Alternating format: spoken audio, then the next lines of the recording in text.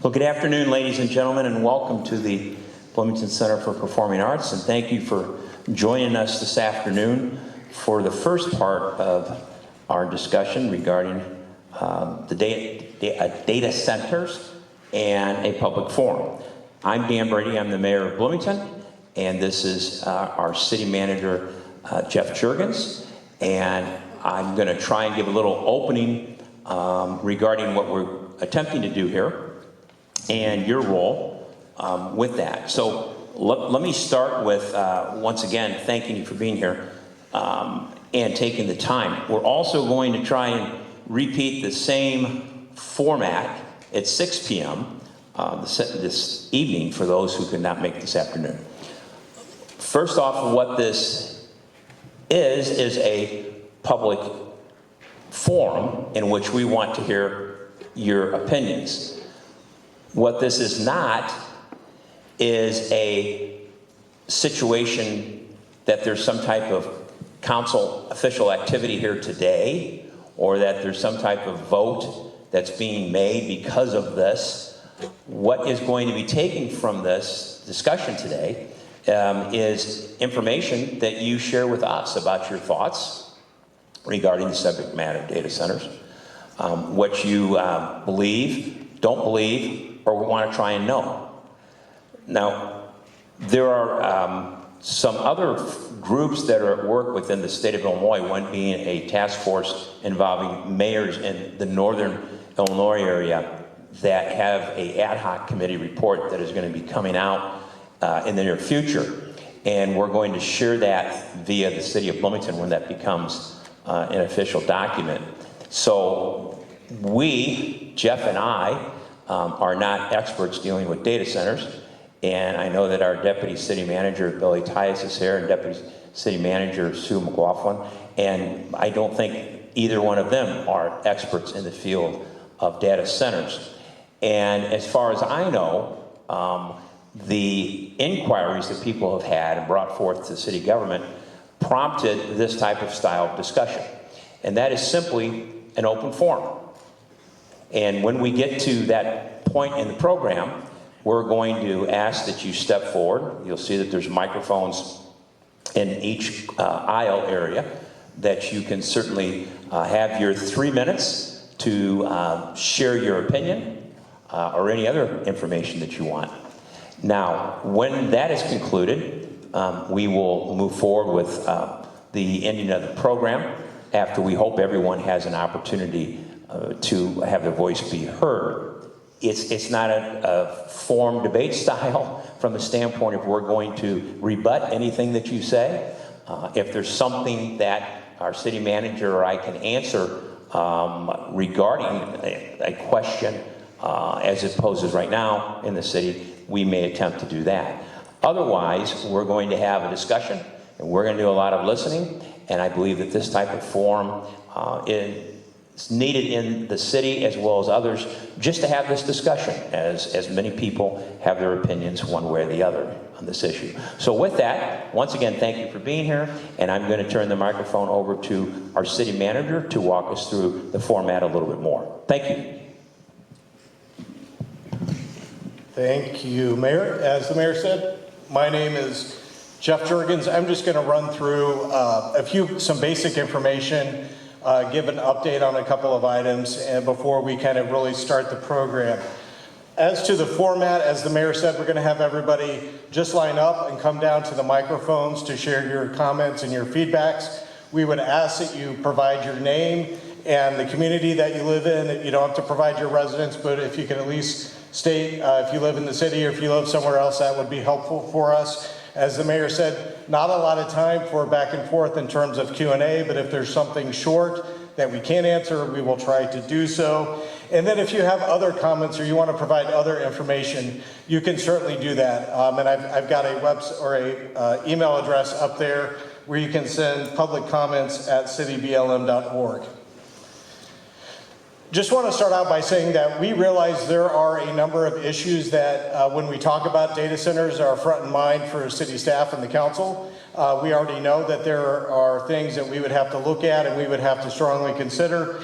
At the top of that list for a lot of people is water usage and capacity, also energy costs, but there are a number of different things that would come with the data center that we would have to look into and we would have to resolve.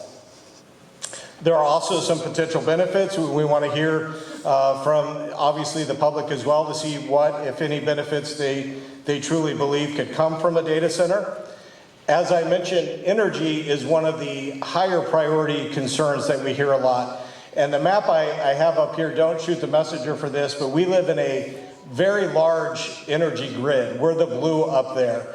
And the white little dot, I did my best job trying to figure out where the city of Bloomington would be in there.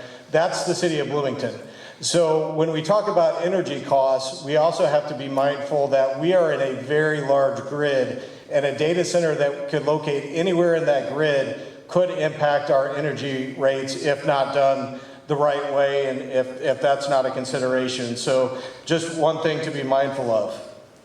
As I mentioned, water conservation is also an important consideration for the staff and the city council. I have up here just some basic numbers as to how much our water capacity is currently. We have 2 lakes, that's where we get our water. We have an average daily use of about 10 million gallons per day. And on a peak day, we can go up to 17 million gallons. We estimate that we have about 1 to 2 million gallons per day in extra capacity. But regardless of the data center conversation, regardless of the recent drought that we went through, we have been exploring what our future water source is going to look for. So we are a growing community and we need to be prepared for what the next 100 years is going to bring. So again, just saying that water is top of mind when we talk about a data center as well. This is from the consortium that the mayor was talking about, just different types of data centers that people talk about. There are small enterprise ones, and we actually have a couple of those already in the community. There are multi-tenant, and then there are the larger hyperscale. And we'd really like to focus, and obviously you can share anything you want, but our real interest is in the hyperscale. And what's the community think about these large, several 100-acre facilities that are like the one that is behind me, and what the concerns are, what the potential benefits are on those types of developments. The mayor and I were in Springfield last week for the Illinois Municipal League lobby day, and one of the things we heard was from a senator who's sponsoring this Power Act, that the way he talked about it, trying to put guardrails on when data centers might come to a community, what guardrails could you put on it? But it talks about bringing their own energy, water conservation, transparency, protecting the ratepayers, all those types of things. And so there are laws, there's also federal laws being contemplated, but there are also state laws. And that leads to this next slide. One of the things we really want to hear about is if there was a proposal that had those types of guardrails, would that be something that the community would be interested? Why or why not? So that's something we specifically want to hear the community talk about. Also get a question a lot about where's the interest in terms of location for these types of large facilities. And there's not a specific, pin location at this moment, but where we probably see the most interest is southeast of town and primarily down by the new substation. So south of the pony fields, and that area is where there seems to be a lot of interest. Now that area is not currently within the city, that's just in the county, but it could be that somebody might want to develop that and try and annex into the city. So next steps, we will take the feedback from this session and the session that's going to be at 6. Staff will compile a report of all of the comments and the feedback that we receive, and then we will be presenting that to the city council. I anticipate at a future city council meeting, the council will consider a policy on data centers and try and give some direction as to where we are going. But again, this is why we want to hear your feedback today. We're going to try and capture that the best we can, and then again, compile that report for the city council. Before we open it up to the feedback from you up at the microphones, we've got a very short survey. It's 5 questions. And Phil, if you can go ahead and put that up, maybe you already have. So you can take this with your, if you've ever done one of these, it's a how do I say it? Minty study, and it's just 5 questions that is going to kind of get a sense in the room as to where people are for or against data centers. It's going to be, we're going to do a word cloud to kind of determine what the largest concerns are, if there are benefits, what you think those benefits are, and then we'll take all of this information and we'll also share it with the community. And the other thing I would say before that is we are creating a spot on our website where we will house this information. So the slideshows you see today, other information, we are committed to being transparent, and so putting all of that on our website as well. So with that, if everybody can do that, and then are we ready for the first question?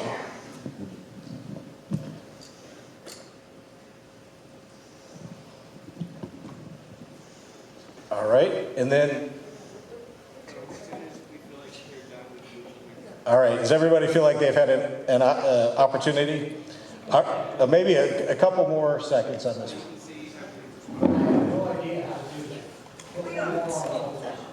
I don't have the app either. Okay, that's fine. All right, I think, is anybody else trying to do this? Yeah, it's working for me. It's working? All right. All right. All right, let's go ahead and go to the next question.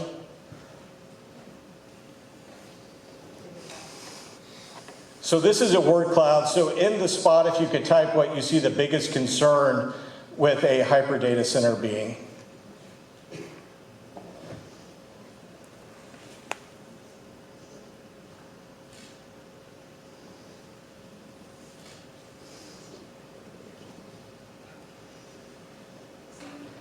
And as you can see on there, obviously a lot of people put water, so that's larger and is more in the center of that.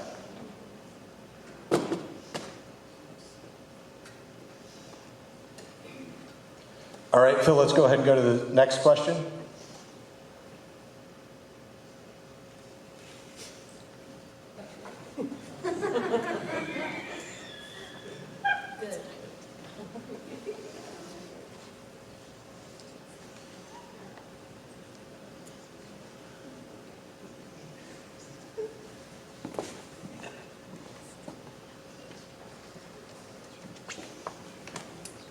All right, and then I think there's one more.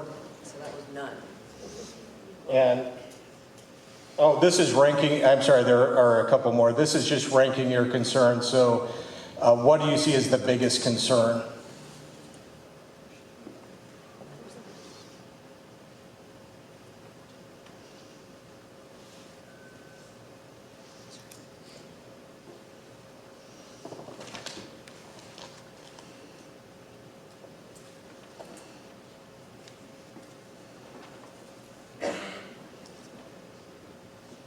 All right, and then we'll go to the next one.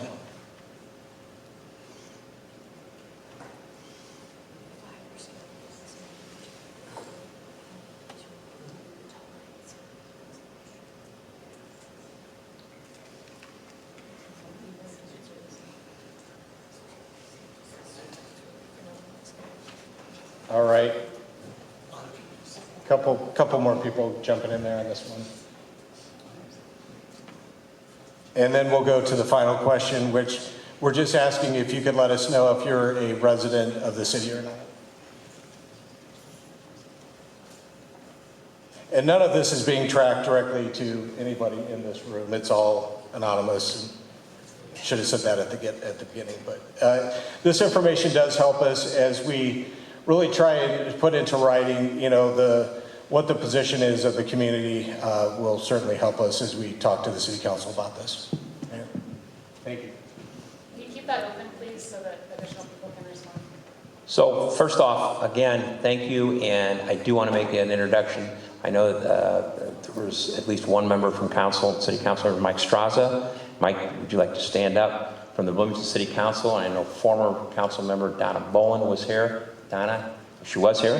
There she is, right there. Thank you both. Is there any other members from council that I'm missing right now? Kent Lee? Please stand up, Kent. Thank you for being here as well.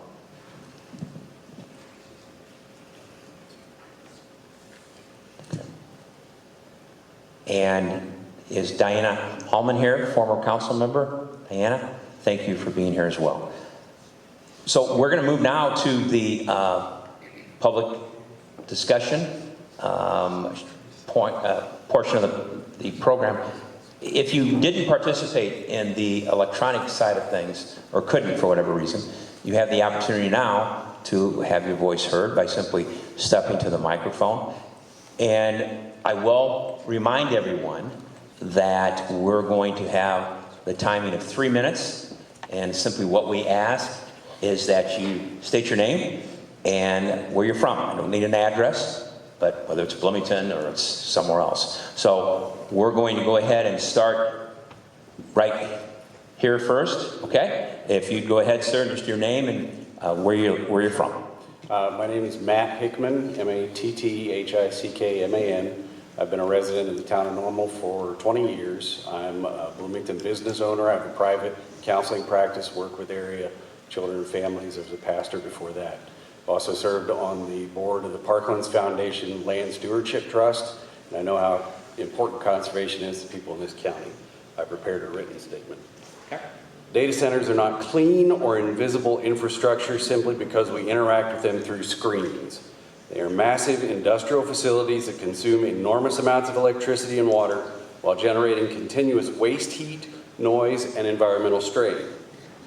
Communities are told these projects represent the future, yet too often the long-term reality is higher utility pressure, increased dependence on fossil fuel generation, and the permanent industrialization of farmland and open space.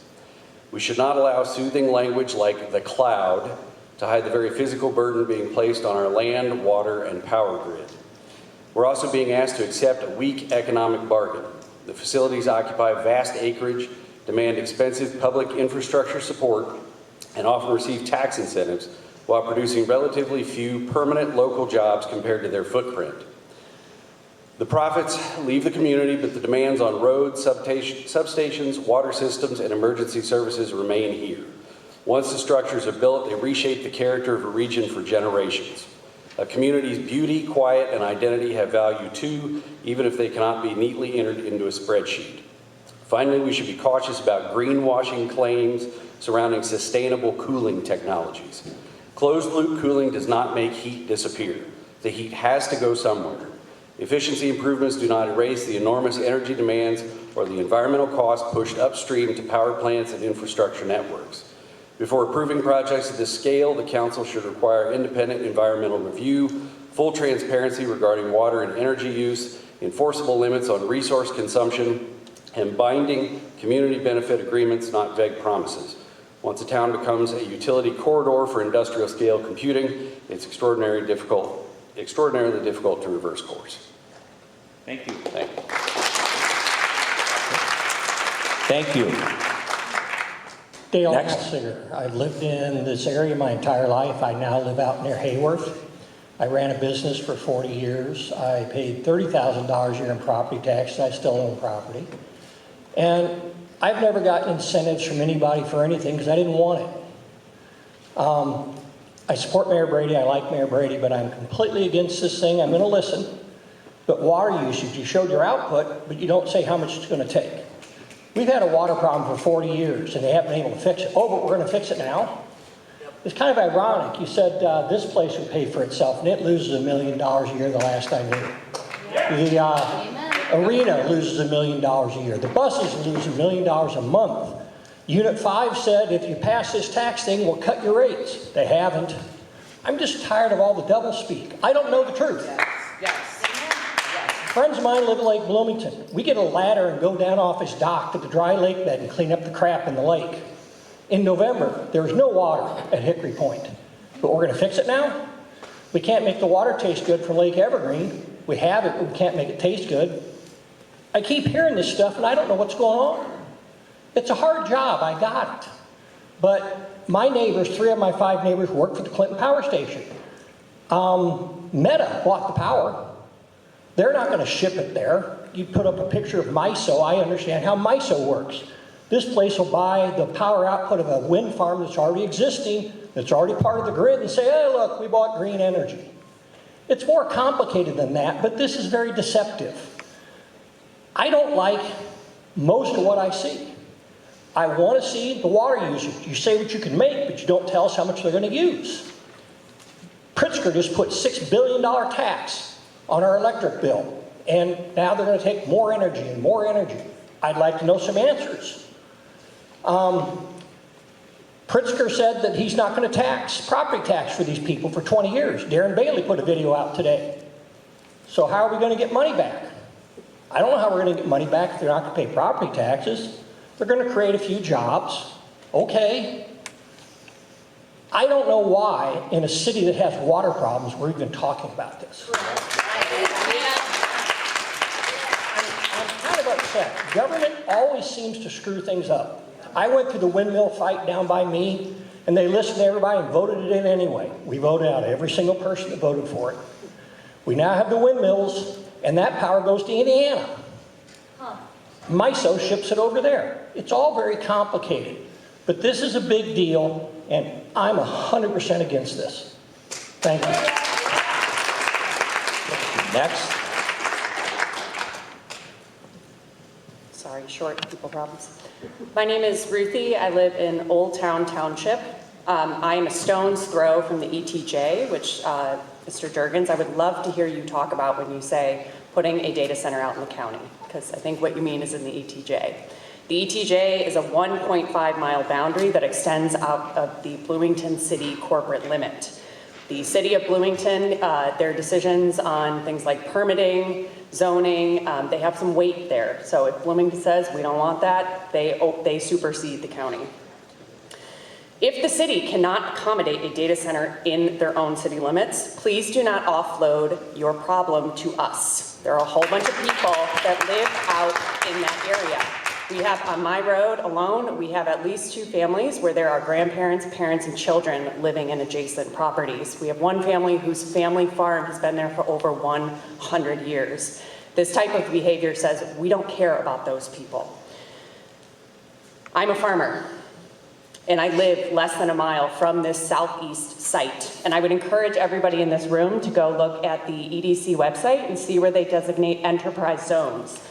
That enterprise zone is big. In that enterprise zone, there's a sales tax exemption on building materials, sales tax exemption on personal property used or consumed during the manufacturing process. So I think I saw a slide about all of the hardware that would be inside one of these buildings. What's the point if we can't tax it? I get that the city has to grow, but with no imagination, you're going to assume a data center is the answer. A data center is going to give us some type of revenue that we desperately need. You might also be viewing this as something we can cash in. Every other community is doing it. Why not us? Because I think we're better than that. I think we deserve better than that. Work with us. I really appreciate you putting together this forum. And you mentioned that we don't have any data center experts in the room. So I brought some literature from an expert. Professor Ben Green is a professor at the School of Information and Technology, Science and Public Policy at the University of Michigan. He noted in a brief from July 2025, data center cooling can be optimized for either energy efficiency or water efficiency, but with the current cooling technology, achieving both is not possible. So we're trading off something. With imagination, this place can continue to be a wonderful place to live, work, and raise a family. So I am demanding a moratorium. I'm asking you, at the very minimum, I would like to see the City of Bloomington match the McLean County, the new regulations that are going into place next month, because I want you to dream better, because every person in our community deserves that. Thank you. Now we'll go next. Over on this side. Dave Moyer. I'm a resident of Dunraven, there on the southeast side. I'll be brief. I'm also against the project, but water is my biggest concern. We don't have enough here apparently now, so, and I heard the first gentleman over here mentioned closed loop, that it would not be good for the pollution at all. It may be okay for water, but not good for pollution. I think waste is a big concern, and noise and light also, is a big concern. But yes, my vote, and I'm part of the Dunraven HOA, and I would say the vast majority of those people would also vote no. Thanks for holding the floor. Thank you. Next, we'll go to the side. Hi there, my name is Lindsay Marshall. I'm a resident of Bloomington. I'm actually a couple doors down from Mayor Brady. Good to see you, a neighbor. I'm also vehemently opposed to a data center anywhere in McLean County for a number of reasons. I just wanted to talk about a few things. I really, appreciate the addressing the concern of a data center in the city limits, Mr. Jurgens, that you mentioned on WGLT. But I think we all know that a hyperscale data center is obviously going to go in this extraterritorial jurisdiction, which if we look at the data on, for instance, this heat release that everybody's been talking about, that counts for a 6-mile radius of raising air temperatures. I believe the most kind of expansive estimate is up to 10 degrees. And Mayor Brady, our house is within 6 miles of this proposed area, right? So I really don't want, my garden to die, for instance, right? I'm concerned with all the things that people have brought up, light pollution, the problem with water. Believe me, I lived in Texas, Oklahoma, and California. I know what it is like to live with water scarcity and failing electric grids. We don't want it here. We really don't want it here. I'm also concerned, though, about the idea that we can just offload this onto our neighbors right outside the city limits. We buy eggs from Ruthie's farm and native plants from several farms in the area. I used to keep my horse right outside, but within the ETJ. My kid and I go on nature walks in these areas. The Kickapoo Creek watershed would be in danger, not just of the water scarcity, but also of industrial pollution, PFAS, those forever chemicals. When the water is dumped, because these are not self-contained systems, it goes somewhere, and that's going to go into our sensitive environmental areas. The tax benefit thing, other people have said it better than me. I'm really concerned about the idea that we will get a benefit from taxes when these enterprise zones offer so many exceptions and exemptions, and that's how we get businesses to come in. I'm also concerned about the idea that a lot of the talk has been about we're not talking to a data center, but obviously we're going to contract with a developer, and so I'd like to hear some more about the process and see some more data about the conversation staff is having with the developers, particularly. My family and I moved here just about 3 years ago, and we came here on purpose. We loved this area. We loved the rural character of this community, and I'm really proud to raise my kid in this area. And I don't want to see it change for something that is going to make us bad neighbors to the people right outside city limits and is going to hurt our health and our land and our water and our budgets. Thank you very much. Next, go right ahead. Tricia Braid, Tricia Braid. The City of Bloomington has ample access to electrical and land resources, making it an ideal location for potential large-scale data centers.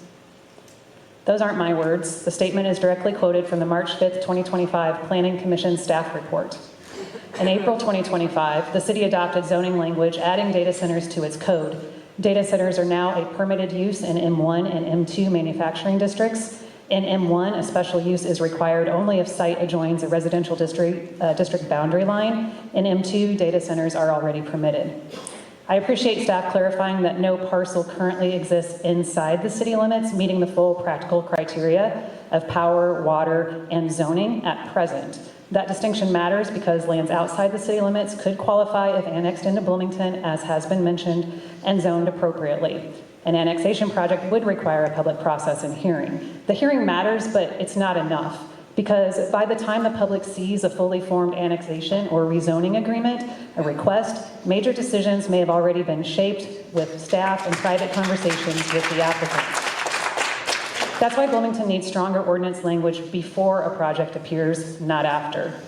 The current ordinance is limited. It focuses heavily on site design and architectural aesthetic, but that's not the concern you're hearing today. Bloomington needs ordinance language addressing the commonly understood resource demands and threats to community well-being that have surfaced since the current ordinance was adopted about a year ago. The county's draft zoning amendment offers a useful starting point. Bloomington should mirror that stronger approach. Now for the regional planning issue. Staff were actively involved in the McLean County Regional Planning Commission strategic land use plan process, including future industrial land use designations east of Bloomington, near Abraham Road and Ireland Grove Road. That map has not been brought to the Bloomington City Council for formal adoption. No unadopted regional land use map should be used to later justify annexation, rezoning, infrastructure extensions, or data center development unless the elected council has reviewed it, debated it, and adopted it in public. So my request today is straightforward. Pause any data center related work already underway, adopt a moratorium, replace the April 2025 ordinance with a stronger data center regulation, mirroring the counties at the very minimum, then improve on it using Bloomington's home rule authority, require public hearings, prohibit confidentiality agreements, make any community benefit agreement public, do not allow data centers to receive enterprise zone tax incentives, do not allow an unadopted regional land use plan to become a shortcut around public accountability. Rhetorical promises do not equal municipal action. These protections need to be written into the ordinance before there is a project, an applicant, and before the pressure is on. That's how Bloomington can build public trust and be a partner in regional planning. Next, on this side. Good afternoon. First off, I would like to thank everybody for being here. I think they're here for the same reason I'm here. My name is Dr. John Matkovic. I live in Bloomington and I work at Illinois State University in the Health Sciences Department. However, just for transparency, I'm here for myself and for everybody else. For the same reason I got into public health, while I'm not an expert on data centers, I am an expert on public health. And I got into that because I care about people. And people, since the few years that I've lived here, are the reason why Bloomington and Normal is great. We run into incredible people all the time. And unfortunately, data centers don't help people in any way. The second reason that I came here today, Mayor Brady, I saw comments that were quoted in an article, and I'm paraphrasing, that said you wanted to bring in some neutral experts to talk about this neutrally. Unfortunately, data centers, especially hyperscale data centers, do not have a neutral effect on their communities. I've had the opportunity to learn a little bit about data centers in the last couple days. They cause massive shortages of water.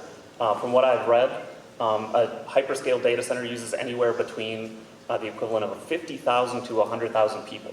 I don't know about anybody else, but my water has tasted weird for like the last year and a half. And if my water tastes weird, I'm sure it would taste a whole lot weirder if we're using, for a data center, 50,000 to 100,000 people's worth of water in a data center that might never come back, because unfortunately a lot of alternate ways, data centers can't really use gray water because that can damage their equipment, that can damage their cooling system. So they're not really reclaiming that. They lose a lot of water to evaporation. That's not even talking about the extra electricity, the noise pollution, light pollution. Really, this is something that would be a detriment to the people of Bloomington, Normal, and the surrounding areas. So that's why I came out today, because the thing that is important about Bloomington and Normal are people, not a big empty box that might be abandoned in a few years when AI turns out to not make anybody any money anyway. So, thank you so much. Thank you. Next, go to the side. Thank you for the opportunity to speak. My name is Howard Heatherwick. I moved to McLean County in 1971. I worked in Bloomington prior to my retirement from State Farm in 2011. I own a 140-acre farm northwest of McLean in the Sugar Creek floodplain. I'm very familiar with flood problems and drainage problems and excess water running downstream. The rush to large-scale data centers is much like the gold rush of the 1800s. Folks back then risked everything to be first in getting rich on the promise of gold. Data center gold is behind the rush to react now.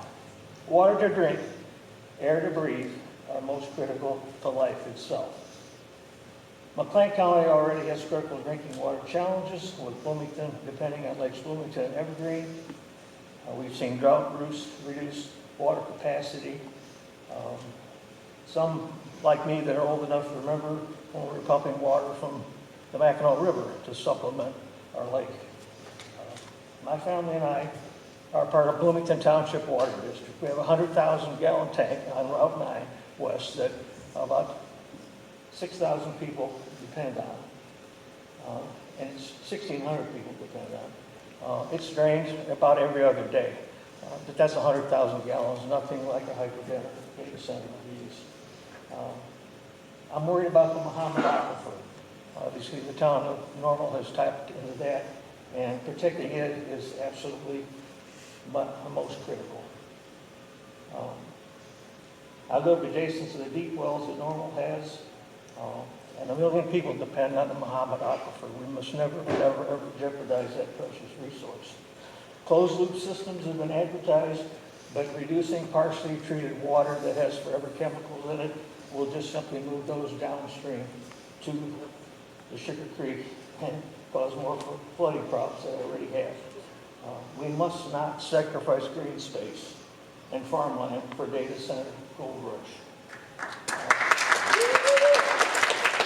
My grandparents grew up without power in the 1930s. They collected rainwater in systems for home use. They could survive without dependable power.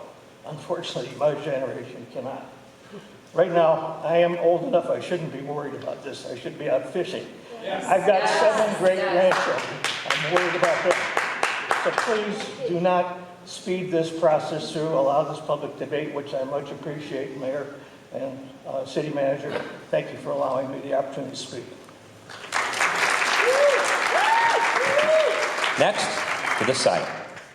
Hello, I've got a written statement. I hope it doesn't come off as less sincere. I've been a Bloomington resident for 5 years, and I have the unfortunate privilege to work in IT. I feel that responsibility of society falls on individuals in the community as much as it does the individuals who govern the community. So I'm going to tell you the things I could do, can't do, and can do in regards to data centers in Bloomington. I could tell you about the detrimental environmental impacts on the wildlife when a center is built, but you guys are smart and you already know that. I could tell you about the quality of life in Bloomington from my point of view has gone down in my 5 years here and will undoubtedly continue to go down if the center is installed. But you guys are smart. You already knew that.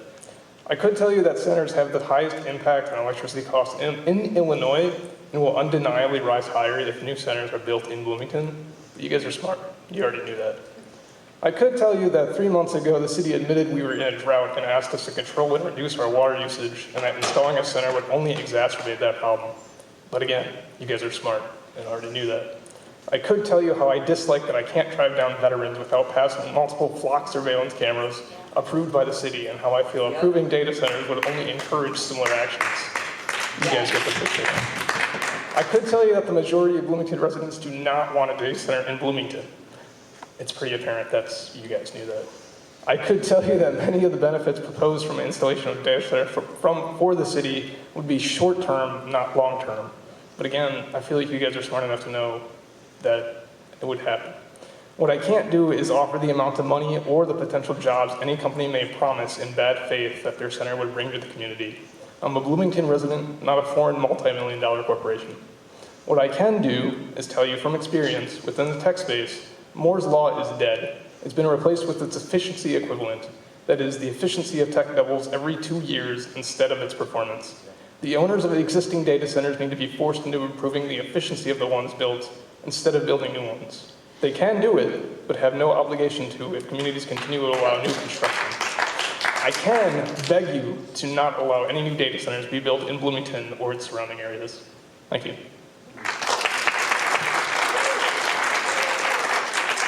Next.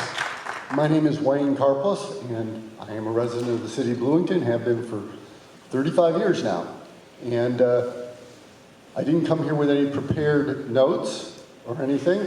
I am opposed to the hyperscale data center for several reasons. First of all, if it's placed outside the city limits, it would be taking most likely farmland away. We have valuable farmland in McLean County, And I think that we should keep and maintain that as farmland. I would encourage, if there's going to be a data center, that be put on a brownfield site. And we have that in Bloomington. That has never been developed in the many years since the area by the rail yards it has sat vacant. That would be an appropriate size for a hyperscale plant, but nobody suggested that. But possibility. I am concerned about water usage. That is something we've never resolved. There's never even been a real intergovernmental agreement between the county, town of Normal, or City of Bloomington when there is drought or when wells run dry.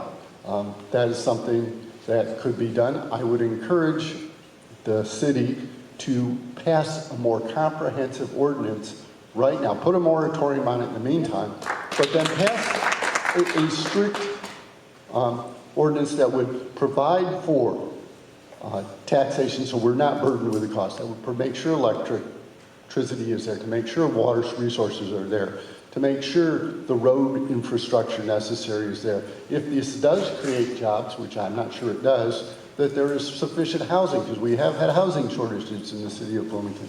That all those issues are addressed before a data center gets approved. You have the power to do it. You have the power to do it within 1.5 miles of the city of Bloomington through your zoning capacity. And it sounds like the county has started in that direction. I would encourage the city to be more comprehensive and also to be rather forthcoming as to who has come to the city and said, we'd like to build a data center. Let us know. We don't know. We don't know where, we don't know who. We would like to know before there's a final plan on the table. And that's all I have to say. Thank you. Thank you. Next, this side. My name is Kathy Petty. I've been a resident of Bloomington for over 50 years. I'm here to say I am ashamed of Bloomington. I am ashamed of how they've handled this process. To put an item on a consent agenda, item X, that's just absolutely ridiculous. I am ashamed the city of Bloomington hired somebody from another community that had a reputation of doing things under the table. Yes. I am not someone that doesn't get involved in community affairs. You've probably seen me at council meetings. Diane Holman probably remembers me. Mr. Lee knows me. But I'm just ashamed at how you've handled this. We've heard a lot of good facts, and that's why I feel like now I need to put a different side to this. I feel like this is being shoved down our throat, lack of information. FOIAs have been filed, and they've just been denied or crossed out all the important stuff. We're not getting the information. Why? Because you're hiding something? I don't know. The person that admitted to me at a McLean County Regional Planning Commission meeting that she was responsible for coloring that map for the Bloomington, adding all that purple in the southeast corridor for industrial area, has no experience other than making deals. No experience in land plan use or anything like that. I don't think the city of Bloomington is looking at the right side of this. They're looking at the money side, not the reasonable side, not what the effects are going to be. I'm sorry, but I have to say it again. I'm ashamed of how the city of Bloomington has handled this matter.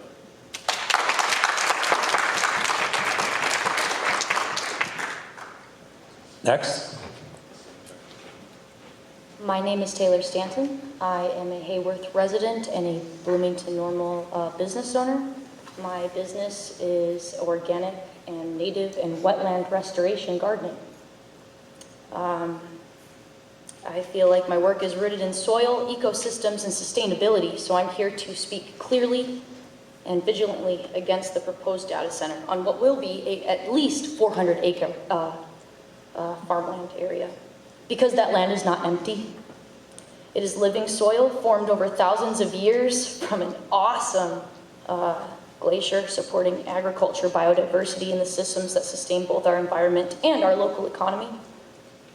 Once that land is developed, it does not come back.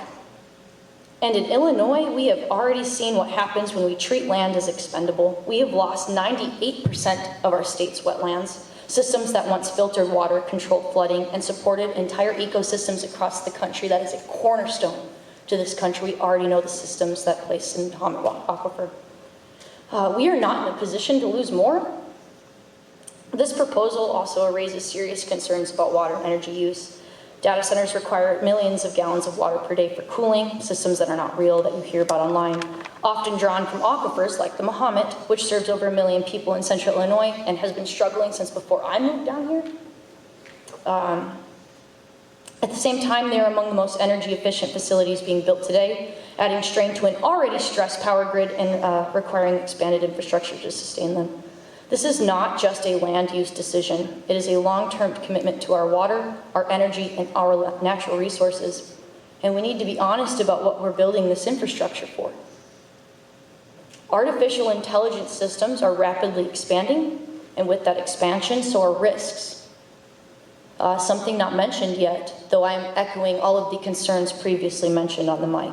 Artificial intelligence systems have increased AI-generated child sexual abuse material in CSAM since last year, May, from 26,000%.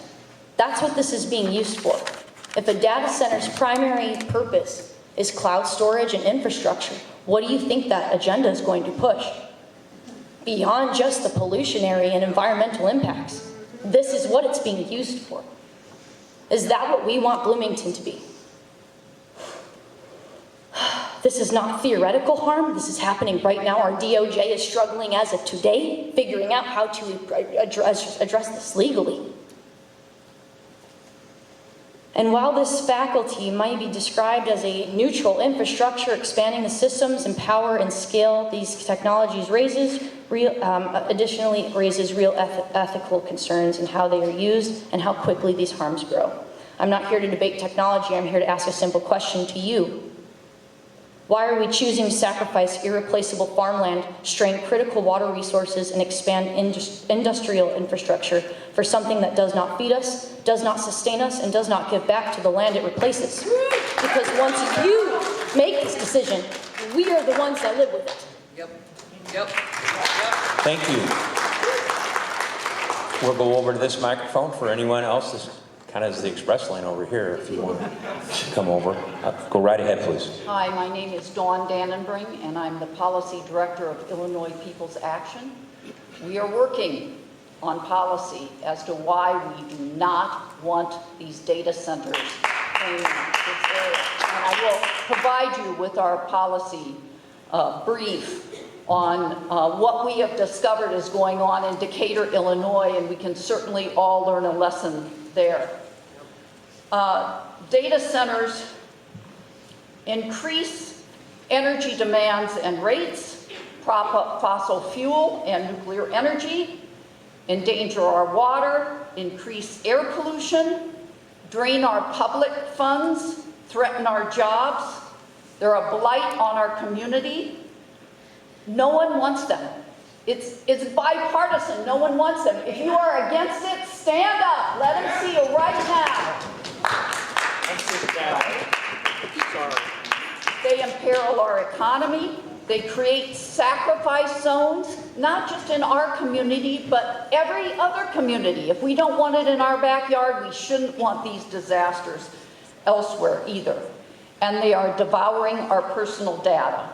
I just want to spend a short period of time talking about water. Only 3% of the world's water is fresh water, and 0.5% is drinkable and accessible, half of 1% of the world's water. Why would we ever consider risking the availability or the cleanliness of the water that we do have already in McLean County? The Union of Concerned Scientists predicts that McLean County will be a desert climate by mid-century. We're on our way there. Let's not risk our water. They won't improve our quality of life. I'll tell you whose quality of life they're improving. It's the billionaires. They're pocketing the money and they can move wherever they want to. This is all about them getting richer. We don't want to be another sacrifice zone in a world that already has too many. I really do hope you listen to everybody. The first speaker started with a bang. Every single one of you after that has been impactful. Please don't have this be another checkbox where you say, oh, we had the public meeting and now we can proceed. Stop this while you can. Do the moratorium. Thank you. Next. Bill Clark, I live in Bloomington, Illinois for 10 years, retired from Illinois Power, Ameren. I guess I'm for data centers, and so maybe I'm the only one in the room. That's good. I think this is a technology that's come to the fore, and I don't know if the genie can be put back in the bottle. So somebody is going to use this technology, and if we don't use it in the United States, then someone overseas will use it. And it's powerful technology. I'm going to say I'm in IT as a profession. I did like IT. I still like it. I started as a programmer. I'm going to say I can program better with Claude code than I ever could as a coder, young coder starting out in IT. So I think the technology's got some uses. Somebody's got to put a data center in, and I'll just mention that there's a nuclear power plant right down the road. How's it been? I'm sure there was similar arguments being made against something that's dangerous, quite dangerous. If it has a leak, that would cause a major catastrophic situation to happen right here in our area. Can this thing be built properly? I like what I heard about regulations coming out of the state. I think, to me, that's the way to do it. The nuke was not built without all kinds of federal regulations and state regulations. So it seems to me it's a similar pattern that could be used for data centers. And all the issues that people have brought up are real issues, and they have to be confronted. So I want to say I am in favor of data centers so that we can use this technology in the United States of America. Thank you. Thank you. Next on this side. Hi, my name is Sydney Michelin Kavanaugh. I'm a local citizen here in Bloomington, Illinois. And I just wanted to make the point that this is a bipartisan issue. I have friends who are, more people I know who are more conservative. I also have friends who are more liberal, and across the board, people do not want a data center in our town. I'm also someone who votes in every single local election, and I want my elected officials to know that I'll be watching this very closely, especially how it's handled and how we're looking forward to upcoming elections. Furthermore, I feel like we've made some really good points about the dangers of AI that we've heard from other people, so I'm not going to belabor that. However, I do want to bring up that this past year in Bloomington, we had some terrible drought conditions, and the quality of our drinking water wasn't that great. I know I've seen lots of citizens complaining about that, and so we want to put another data center when we can't even provide good tasting clean water to our citizens. Okay? Furthermore, plenty of people have seen on social media the way that these negatively affect a town. We've seen people complaining about the noise. We've seen people complaining about how their electricity costs go up. Regardless of what side of the political aisle you fall upon, most of us can't afford to be paying more for our basic services. And you can also see it's 3 p.m. on a Wednesday. People care about this issue. They showed up on a weekday with kind of short notice. People care. I know personally, I have other friends who are coming later in the day to also complain about this issue. As local officials, it is your job to listen to what we want. And I feel like pretty clearly Bloomington across the board does not want a data center. Thank you. Thank you. We'll go to this side. Yes, thank you. My name is Scott Allen, and I'm a resident of Bloomington as well. In the interest of transparency, I work for the Citizens Utility Board, and I spend about probably 80% of my time on the legislation you mentioned, the Power Act, and educating about that. I'm not here to represent CUB or the coalition that supports that legislation, but I will say that all of that has given me, and I'm by no means a data center expert, but it has given me a lot of practice in talking about these issues, and I'm a little bit ashamed to say that I spend more time working on data center related issues in other communities than in my own. But data centers are already causing electricity prices to increase. We're going to see it again June 1st. Our rates are going to go up again. And it's a function of the capacity markets. Data centers are having a huge impact on that.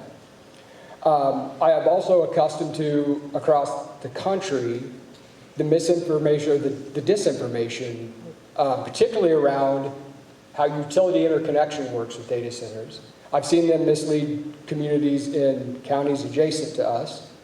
So I just want to caution that when these deals are made with the utilities and they're hidden behind non-disclosure agreements, that the city has no way to affect the cost of electricity or the cost of infrastructure. So that's not something that we can deal with at the local level. Also, we have a utility that serves part of Bloomington that is not regulated at the state level. So if we were to shove that outside off to our co-op that has no regulations, there's no way for us as a community to govern those interconnections. I would say also that something that I've found is that there are no neutral experts when it comes to data centers. There are a lot of people hired to be neutral experts, particularly in the utility field. They are not neutral. I would admit that I am also not neutral, but I wouldn't hire myself out that way either. And I would encourage our council to look at the ordinance that the city of Aurora recently passed after their moratorium expired. If there's not a willingness to say no wholesale to data center development in Bloomington, I would strongly encourage us to adopt an ordinance similar to that of the city of Aurora. So again, if you asked Mr. Manager, what is it that the city could do when it comes to legislation? I would say that, again, in my experience, that city officials speaking out in favor of certain legislation is very helpful. So I would encourage that as well. Thank you. Next. Hello, my name is Michelle Blatzheim, and I am a community organizer with Illinois People's Action, and I also have a background in society and technology studies, which is the study of how societies and technologies interact. And I just wanted to speak to something that I heard in your guys' presentation and in some of these comments, which is this idea that AI is inevitable, that there's nothing we can do to stop this, the cat's already out of the bag. And I just want to say that that is not true. That is false. We can organize against this, we can stop it. Historically speaking, we can bring democratic power to bear on how technologies are developed. We can say we don't want this, we can stop it, there is no inevitability to this. That is a lie told by the people who want this so that you don't get organized and you don't fight back. Thank you. Next to this side. My name is Roland Spees, and I'm a resident of the City of Bloomington. I think it's fair to say that I am not opposed to the development of a data center in our larger community here in the city or in the county. I think it's also fair to say that I'm not a proponent of that either. I want to thank all my fellow citizens here for their passionate views on this. It's given me a lot to think about. And I share some of the concerns that they have. I think that a moratorium is a blunt instrument, and I would be cautious about using something like that unless it had a fairly short duration. It would only be useful if you don't intend to act with some dispatch to regulate wisely and thoroughly on this issue, which I think is necessary, but also obviously to do so in cooperation with the other levels of government locally and at the state level and possibly at the federal level as well. There's a lot going on about this. Some of it looks like useful guardrails, and I think we absolutely need those. So with that idea in mind, I want to say that as a citizen of the community, I have a concern about our quality of life and the sustainability of it, not just for myself, but for my children and my grandchildren. The quality of life is impacted by many things. It includes the things that we've talked about at length here already, the availability of our water, the cleanliness of our environment, the cost of our energy. but it also necessitates a community with economic vitality. And I think we have to consider all of those issues, and that's what I'm considering as well in looking at something like this.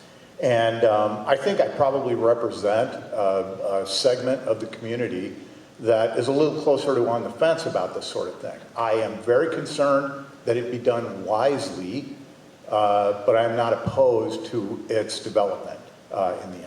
Thank you. Thank you. Go right ahead. Hi, my name's Zach Gitrich. I agree with most of the things concerning the environment that I've heard today, but my main concern is a little bit different. I know you haven't been responding, but feel free, if I ask a question that you want to give a yes or no, to go ahead and respond. I'd love to hear it. Does the City of Bloomington support the Power Act, and will Mayor Brady push for a resolution in support of the act to be brought for a vote before council? Will the City of Bloomington place regulations to prevent these data centers from being used for AI that will take jobs away from white-collar workers? Will you place regulations to prevent these data centers from being used to exploit children? We've heard stories of AI literally convincing children to commit suicide. Will regulations or restrictions be put in place on data centers to be used for cryptocurrency, or online gambling, or revenge porn, or child porn? What regulations and restrictions will the City of Bloomington place on data centers for AI projects which will fundamentally change our civilization for the worse? How will the City of Bloomington control and rein in data centers from being used by tech oligarch billionaires who have no loyalty to Bloomington, no loyalty to our nation, and it's not even clear that they have any loyalty to humanity in general? I sometimes wonder if they even are human. And I'm not being sarcastic, trust me. Do we want Bloomington's legacy to be that we helped contribute to the collapse of the middle class, just as we saw the collapse of the working class from neoliberalism in the 1970s and 80s when we shipped all the jobs over to China and thought that would be a great idea? Is that what we want to be known for? Something tells me that plenty of the leaders of Bloomington don't even believe they have the power to regulate the data centers in the ways suggested.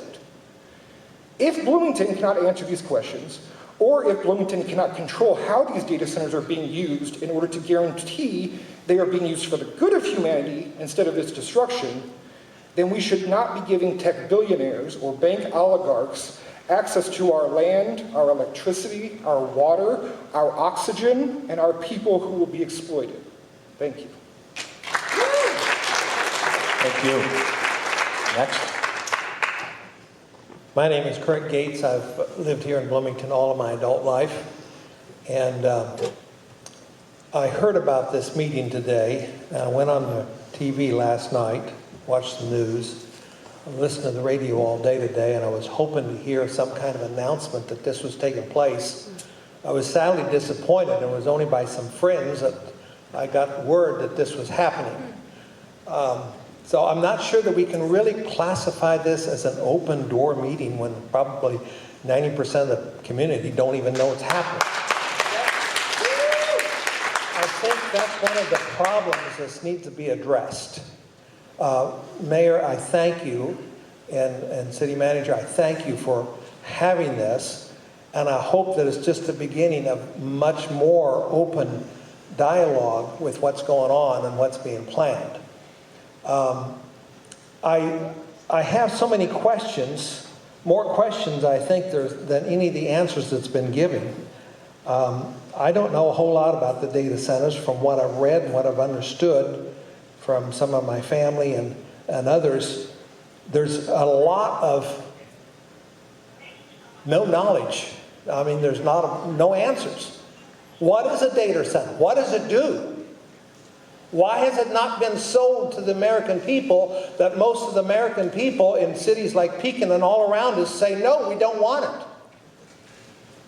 I mean, if it's such a good thing, why is it open and why isn't it visible and why hasn't it been sold to us? I mean, if a new hospital was to come to this town, they would have to sell us on the fact that they're going to really help us. And yet this data center, you know, I see on the board there that it's going to create jobs. Well, I understand there's going to be construction jobs to build the thing, but after that, That's it. that's it. That's it. Maybe a few people to go around and make sure everything's good, but they could probably do that automatically, so they don't need that, I guess. But when I think about this in my mind, I think, you know, Bloomington really does not even qualify to be on the list because we have a water problem. That should disqualify us to begin with. Now, when they built the power plant in Clinton, they needed water, so they made a lake, and they kind of made that happen. I don't know whether that's good or bad, but anyway, Mayor, I know you mean good for this city. Don't misunderstand me. But I drive by a coliseum that was pushed against the voters by a particular mayor at that time. And it's been losing money ever since it was finished. Now, Mayor, I hope you the best of success. I really believe in my heart that you want the best for this city and this community.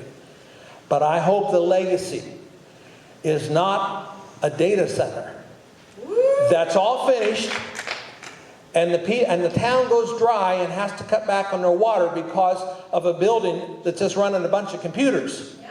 I mean, you have a responsibility now for thousands of people in this town relying upon our water supply. I wish you the best, sir, but I hope you don't have a bad legacy like a certain mayor that built our Coliseum. Thank you. Next. Kind of short. I don't know if I can, okay. Can you hear me? My name is Juliana Tennis. I was born in Bloomington. I'm 72 years old. I currently live in Normal, Illinois. Great place to live. Wouldn't have had it any other way. If I understand this correctly, this issue was discussed and codified in 2025 with no public input. And if that is true, and because of the result of what we're seeing here today, there was no public input, it's time to change that. When something is being proposed by a city that is not shared with its citizens, immediately, even after the decision is made, it took a while before people were aware of this. So, I would ask you, this is wonderful. Thank you for this opportunity. This is what should have taken place in March of 2025. Thank you. Next. Hi, my name is Caleb Sneed. We'll see if I saved the best for last, but probably not. I'm no good at public speaking.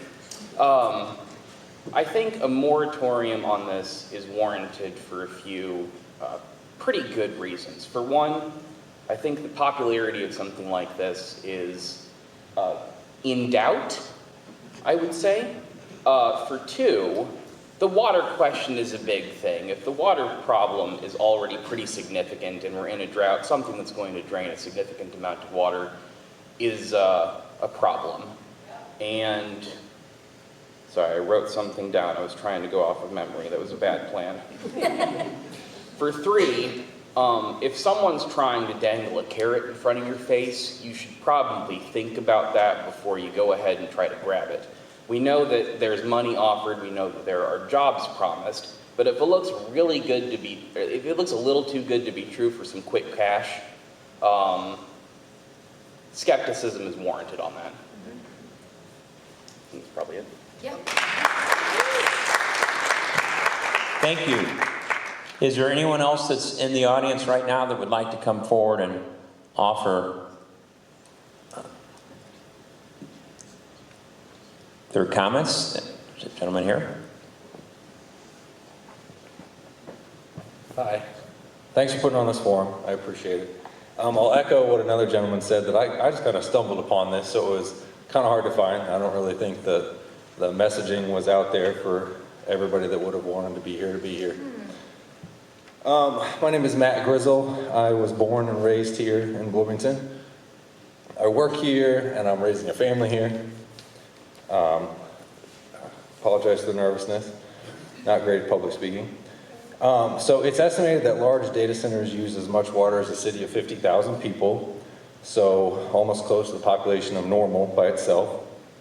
A large amount of the water evaporates in the cooling process, so it's not returned downstream. It then leaves behind high concentrations of salt and contaminants. We've already had a warning, as other people have pointed out, and just kind of reiterating. Warning for our water supplies being below recommended levels this year and other years. Fresh water is everything to humans. We must protect it. Along the electricity lines, data centers use as much electricity as 100,000 homes, estimated. So that's a little less than the entirety of Bloomington and Normal. I highly doubt the corporation wanting this will build all new infrastructure to generate their own power. It's more than likely that our bills will go up.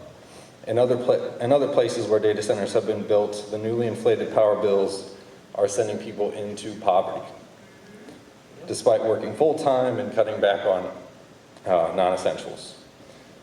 Others have said they emit constant noise. I echo that. They use diesel as backup power, which pollutes the air around it. There's no significant long-term job footprint, as we've just talked about.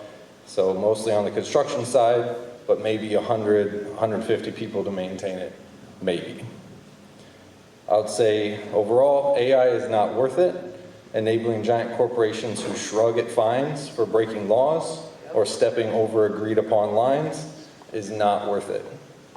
We'll only need to follow the money to know who's willing to sell out our community. Yep. Thank you. Thank you. Once again, is there anyone else in the audience that would like to come forward and have their voice be heard? Can I come a second time? I'll only take like 30 seconds. It doesn't cost any more. Come right up. All right. So, hi, I'm Ruth, Old Town Township. One of the things that I was thinking about in questioning, like, what the because I'm trying to understand both sides, like, what is the actual benefit, and perhaps there is something I'm missing, but it's like, okay, so maybe there's jobs. But when you compare that with the resource consumption, that doesn't seem like a benefit anymore. So I was thinking about one of our big employers in town, Rivian, and they do consume a lot of water, right? But if they, for example, consume 5 units of water annually and employ conservatively 5,000 people, I would really like to see the City of Bloomington use that as a measure. So if we have an industry coming in that is going to use 10 units of water annually, should that employer provide 10,000 long-term good-paying jobs? So I just want to encourage you to use that as a measure. People need jobs. They need jobs that are long-term, that provide benefits, and we need housing. So. Thank you. Anyone else that has not had a chance to speak that would like to come forward and share their thoughts? If not, oh, I'm sorry, go right ahead. Hey, my name's Annette Naud. I grew up here just on the southwest side of town. Can you put that microphone down to you a little closer so we can hear it? Thank you. I grew up here in the southwest side of town by Shirley. I still own property there. I also own property on the east side of town in Leroy. I would just like to back what was said here today. I am very much opposed to a data center for all the reasons listed. I think common sense would, again, benefit a lot of people. I would, however, love to see whenever possible for the city, town, and county to work together because the ramifications don't stop at an imaginary line on a map. Things that affect the city affect the town and the county. Collaboration seems a wise and easy way to avoid issues for all and establish some public trust. It doesn't seem like it should have to be this difficult. Thank you. Thank you. Anyone else? Okay. Oh, come straight forward.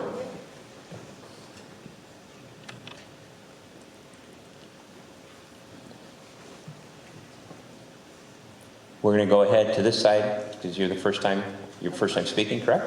Yes. Okay, go right ahead, please. My name is Debbie Johnson, and I almost didn't come up to speak because there's been a lot of good conversation, a lot of ideas put forth.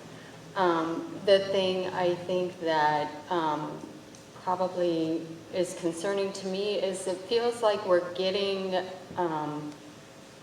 too far ahead in this process, in that 10 years from now, what will the technology be in cooling? And are we selling ourselves short by committing to this now, and 10 years from now, we wouldn't incur the problems that we're talking about today? So I'd like the council to think about that and think about, you know, what could it look like in the future? Thank you. Thank you. Next, this is your second Sure, yeah. time. Dawn Dandring, and I'm Thank sorry you. I forgot this earlier, but I was speaking mostly from notes I was gathering as I was listening to people. We did ask Google's Gemini, that's their AI, how much water would be needed to cool the data center that they want to build adjacent to or using ADM to sequester CO2 and the power plant in Decatur. And they said, well, we might need a whole other Lake Decatur. Decatur only has one lake, and that's where all the residents get their water. So Google's own artificial intelligence is telling us this is foolhardy. Yep. Thank you. Next, this is your second opportunity, correct? Second comment and my final. I just want to plead with you and your council to please include the city and your constituents and the people in these conversations going forward. I've been at town hall meetings for over a year now where I was told by your council, this isn't even on the table. And now here we are today. Please, please, please. I can get on my knees and beg for you to incorporate transparency and talk to your town. You serve us, are you not? This will be a detrimental and a long-term effect, but your seats are replaceable, sir. Is there anyone else that would like to offer their comments that's in the audience here? If not, we're going to shift from the public portion of comments of the forum, and we're going to go to closing comments unless there's anyone else we've missed, and be happy to visit with anyone individually after public forum. And now I'll ask our city manager, Mr. Jurgens, at this time if he would like to make some comments. Thank you, Mayor. And first of all, thanks all of you for coming and for providing your comments and providing your feedback. As I mentioned at the beginning of this forum, we are going to compile all of this. We are going to be sharing what was said and the feedback that you provided with our entire city council as they help determine what's going to come next and what potential policy initiatives that they may take regarding this. Just wanted to address a couple of things that I heard, and as the mayor said, certainly willing to stay after and have conversations. And this doesn't have to be the end of the conversation. You know, in a lot of ways, I think this is truly just the beginning. We are here today because an interest has come and gone, but we are here today because we are starting to see real interest in this. And so as a city, as a council, there need to be some decisions about what do we want to do? What is the direction we are going to go? So I appreciate Mayor Brady calling this forum, because this is the desire to get that feedback and to get that information. So again, I just want to say I appreciate everybody coming today. There was a comment about a few meetings ago. I think it was one I actually missed. I was out of town. But there was a planning grant on the agenda. I think maybe somebody referred to it as agenda item X. I just want to reiterate, that did not have anything to do with the data center. That was a planning grant with the airport, I believe, for property that they own or right adjacent to the airport. That is not anywhere, at least that I'm aware of, that a data center has been looking at going. So again, I just want to reiterate that. And with that, reiterate that we are committed to transparency on this. We, speaking as city manager, I think the mayor would agree to this, and I think those on the council, and I've tried to do some interviews where I've reiterated this. We are not going to try and sneak something through on this. We are going to have very transparent conversations, and this is kind of where it started. So I just want to reiterate that you have the commitment of the city that this will be a transparent process, and that all these discussions, obviously, you will know about them and you will be able to comment on them. I also wanted to just respond to one of the comments about not knowing how much water a potential data center might use. And the reason I did not have that up there is because we do not know. All we know at this point for sure is what our water capacity is and how much we are giving. So that is still very much an undetermined issue, and we just know that our water, yeah, it is. No, it's not. It's millions of gallons per day, sir. You can look it up. Yeah. We've had data centers for 45 years. That's fine. So all I'm saying is we hear different things from data centers and get different information. So we're not comfortable saying an exact number as to how much water usage there would be. All we know, as a lot of you have said in here, is we have a limited amount of water capacity. So that is a real issue and a real concern that we know about, and we wanted to be upfront on that. And then finally, again, I just wanted to, again, thank everybody. Really appreciate this. Remind you that you can also send your public comment in directly via email at publiccomment@cityblm.org. And then we have policies where you can also come and address city council at city council meetings as well. Thank you. Thank you very much. One more time, anybody else that has any public comment that has not spoken before, would you come forward if you'd like to come forward? Can I ask a question? Sure, you can come forward to the microphone so we can hear you. As long as no one who wants to speak has not had the opportunity, has not spoken yet. Is there anyone else in this room? Okay. I just have a clarifying question for Mr. Juergens. You said there has been real interest. I'm wondering if you can tell us whose interest. I don't know this. I don't have the specific entities that I can share, but there are people that are calling and interested in trying to pursue bringing a data center here, and I've said that in other interviews. That's why we're having these conversations, and we're trying to figure out what is the council's policy going to be on that. Thank you. Once again, you've had the opportunity to speak before, but just a minute. Is there anyone else that has not had that opportunity that would like to speak? Okay, go ahead. Okay, just kind of a follow-up to her question, your answer. You said you couldn't name exactly who is interested. Is it people or businesses within the Bloomington area, or is it only outside people who are interested in bringing a data center? Just to clarify, when you say who's interested. Yeah, so as I mentioned at the beginning, I think we're talking more about hyperscale data centers, and I think that's obviously going to be somebody from outside of the community that would be interested in doing that. Thank you. Thank you. See you at 6. Coming forward? Oh, okay. Great. My name is Donna Copsel. I live in Dunraven. I've been here about 6 years. My question is, who is benefiting from this? No one. How is this going to, who's getting the benefit? The city, if there's a tax abatement and they don't pay taxes, real estate taxes for a long time. I worked up in Harvard for a number of years, and Motorola built this huge plant, and they got tax abatements, and I mean, their 5 years was up and they were gone. They just left, and that building, I think now they've finally found somebody to occupy it, but I mean, it was not a good thing for the town at all. And aside from the person who owns the land that they would sell, I don't know what the benefit to our city would be. So. Well, Mr. Juergens is welcome Mr. Juergens is welcome to respond as well, but I would just simply say to your question, I'm not going to speculate.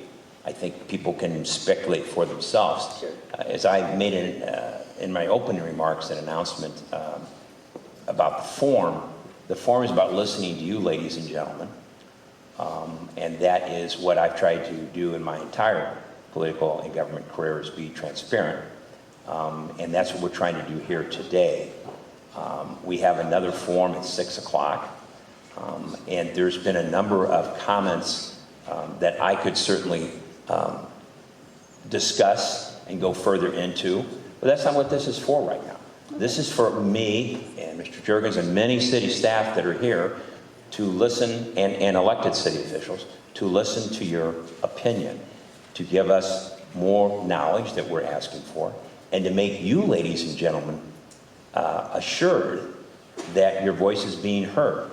Now, to one comment I will make, a little bit of rebuttal, is as far as the information through TV or print media or electronic media, we send to all media outlets. And so what they do with information and announcements, or what they don't do, or how it's covered, and we do it internally at the city to the best of our ability about getting the word out. The second forum is going to mimic this particular forum at 6 p.m. You're welcome to come back if you'd like. You're welcome to speak again if you'd like, only if those who haven't had the opportunity, they get the first opportunity to go ahead and speak first. So with that, we're going to conclude the forum this afternoon.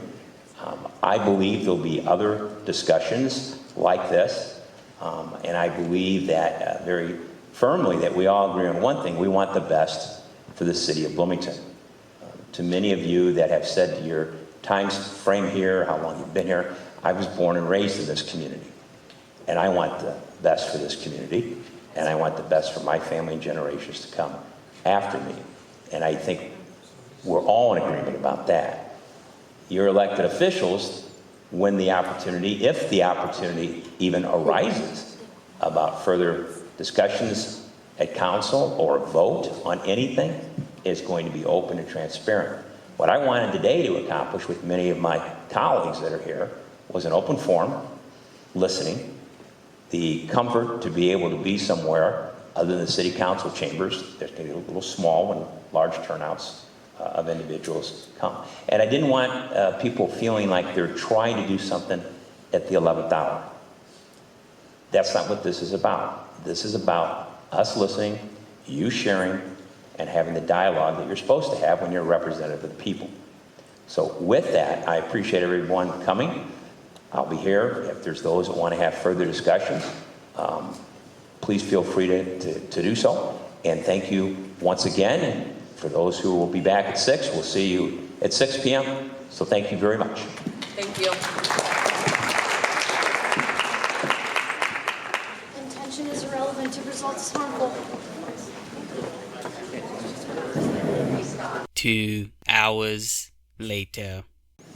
Good evening, ladies and gentlemen, and thank you for coming. I believe the time of 6 p.m. has come and gone. So we will begin our forum this evening regarding the data center public forum, as we're referring to it as. I'm Dan Brady. I'm the mayor of the city of Bloomington, and with me at the table here is our city manager, Jeff Juergens, and I know we have Deputy City Manager Billy Tice that is there in front. I believe he's also going to be the timer, and we'll talk about that in just a minute.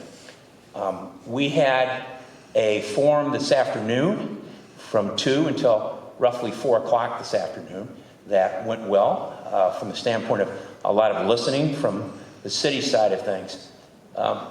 Let me just share with you what we hope this will be and what we hope this won't be this evening. What we hope it will be is the opportunity for individuals to speak their mind regarding the issue of data centers and share their opinions, their information if they wish, that they have. We hope it will not be, and we don't plan on having an exchange or a debate. That's not what we're here for. We're here to listen. City staff is here this afternoon, and city staff is here as well to take information back to the city and to really compile and learn from this opportunity of listening to the residents throughout Bloomington, we hope. We had others that were here that weren't. We'll go over the forum a little bit here as far as the speaking side of things. But before we start, I would like to mention that I believe we have some fellow council members of mine that are here, and I'd like to ask them to stand as I call their name. Jenna Kearns, Councilwoman Kearns, I think, is here. Councilman Mike Strauza. Mike, there he is. Council Member Molly Ward. I believe Molly is here this evening. There she is. Thank you. And Council Member Abby Scott. And thank you. Is there anyone from council that I missed? Okay. With that, thank you again to all of you. And we look forward to listening. And at this point, I'm going to turn over to our city manager, Mr. Jeff Juergens, to talk just briefly about the format and how we're going to move forward. Thank you. Thank you, Mayor, and thanks everybody for coming today. Going to just talk a little bit about the format and then just give some basic information that we have and that we wanted to kind of start this forum off with. As to the format, you do not need to pre-register or sign up in advance. Everybody will have 3 minutes. We're going to ask people to come down to the microphones and just stand, and the mayor will recognize people back and forth. There is a timer up there. As the mayor said, there's really not time for a lot of back and forth and question and answer. This is really an opportunity for you to provide us with your feedback and opinions. What we are going to do with that is then prepare a report that will be given to the city council. In addition, if time does not allow or you want to provide additional information, we'll just remind you that the city council accepts email, public comment, and the email address is up there, publiccomment@cityblm.org. Also wanted to just share, we are aware of that there are already questions and concerns about data centers, and frankly, the council and city staff, we have a lot of the same questions and concerns.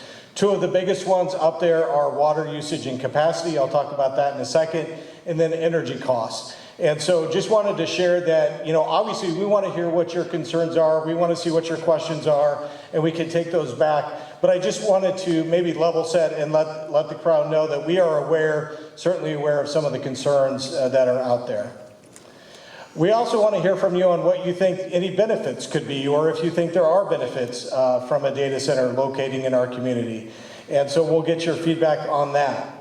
Talking just briefly about energy, our grid is the light blue that's up there. And I did my best. I put a little white dot. I know it's hard to see, but that's supposed to represent the city of Bloomington. So in theory, a data center could locate anywhere in our energy grid, the MISO, and impact our energy rates. So when we talk about energy, it's a complex issue and there's a lot of different things involved on it, but we know that's a top concern sometimes with data centers. Also want to talk about water conservation. I have up here just some of our current information, which is our daily capacity. Our average per day is about 10 million gallons per day. On a peak day, so a hot summer day, could go up to 17 million gallons per day. And we believe an estimated safe yield is about 12 to 14. So we probably have 1 to 2 million gallons per day in excess of what we're currently using.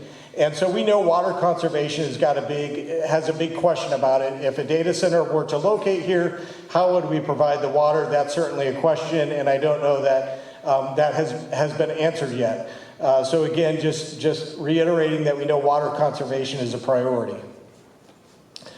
Different types of data centers. So this is from the Metropolitan Mayor's Caucus. They created a task force. Mayor, I'm not sure if you mentioned this. But what'd you say? No, I didn't. Yeah, so there's some information up here from them as well. And they identified really 3 different types of data centers. And you look at the small enterprise one, we already have a couple of those within the community. What we are really talking about here today is more than likely what we call the hyperscale data centers. And that's kind of what this facility looks like behind me when we're talking about hundreds of acres to locate one of these hyperscale data centers. And so obviously you can come up here and you can share whatever feedback you want and give us whatever opinions, but we are certainly interested in hearing about the thoughts on hyperscale data centers. A couple of things, the mayor and I were in Springfield last week and had an update about some of the legislation pending there. One of the laws that is currently under consideration is the Power Act. I have a few details up there about this, but the state legislature is currently considering different legislation that would put what they call guardrails and regulations on data centers. There's also federal legislation. So we're still waiting to see whether these items pass or not, but it's something that we're following and something we wanted the public to be aware of.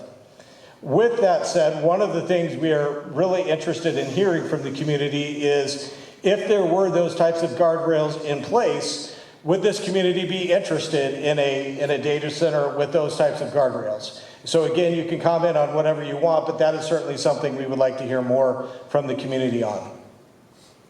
A big question comes up as to where is the interest for a hyperscale data center? And do not have specific locations. Where we see the most interest coming from is south of the city, near the new power substation, kind of below the pony fields is where we get a lot of interest that is currently outside the city. It's in the county. But this can change, but this is currently where we're seeing the most interest from what we would call hyperscale data centers. So next steps, staff will prepare a report on what the feedback is from these public forums. We will present that to the city council. We expect the city council will consider its potential policy on data centers at an upcoming meeting. This is all the start of the process. So we are looking forward and encourage you to provide your opinions and your feedback at this forum so that we can help with that report and we can help give guidance to the city council. Before we open it up to the public comment, we have a short survey that we will do. It's 5 questions where we will ask you to do what's called a Minty survey. And the first group that we did at 2 o'clock has already done this. So some of their answers are already on there. But if you can just, with your phone, do the QR link and then answer this first question, we are going to compound the answers from the first session onto this session. If you were at the first session, unfortunately or fortunately, you're not able to do this twice. It's once per person, but we would ask you to go ahead and answer these questions that we've got that we will go through. The first one is which represents your position or best represents your position on a hyperscale data center? Support, oppose, or undecided. And you can see the responses in real time. And again, this is in addition to the feedback we received at the first session. So we'll give everybody maybe a couple more seconds. And I appreciate everybody participating in this. This information will be really good for us to provide to the council and to the public. I would also say, as people are continuing to do this, we are putting a spot on our website where we will have all the slides and we'll have reports and any information regarding data centers so that we can be as transparent as possible. All right, the next question is, are we on question 2, Phil? Is what do you see as the biggest concern with having a hyperscale data center locally? And as you can see, this is a word cloud, so we're asking you to put one word in here, and the more people that put the same word, obviously the bigger that word's going to be and the more central it's going to be. But again, this is going to help us identify what the real issues and concerns are.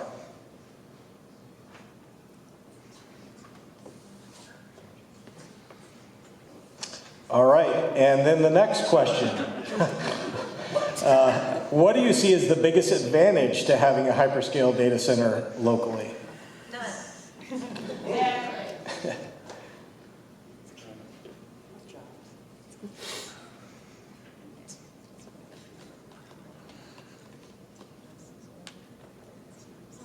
All right, and then the next question. We're asking you to rank your concerns. And so there's a list of options as to what your biggest concerns are with the data center. And so, potentially locating here. So you can drag the answers in your phone and you can see up here, so far people have ranked water usage as the biggest concern. And you can, so you can use that as other as well. Yeah.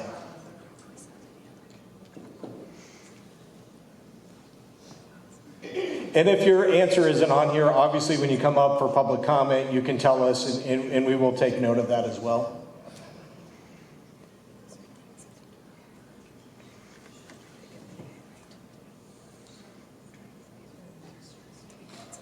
And then 2 more questions. This one is, what do you see as the benefits and ranking the benefits? So very similar exercise, just kind of the flip of, do you see, where do you see as the biggest benefits from a data center?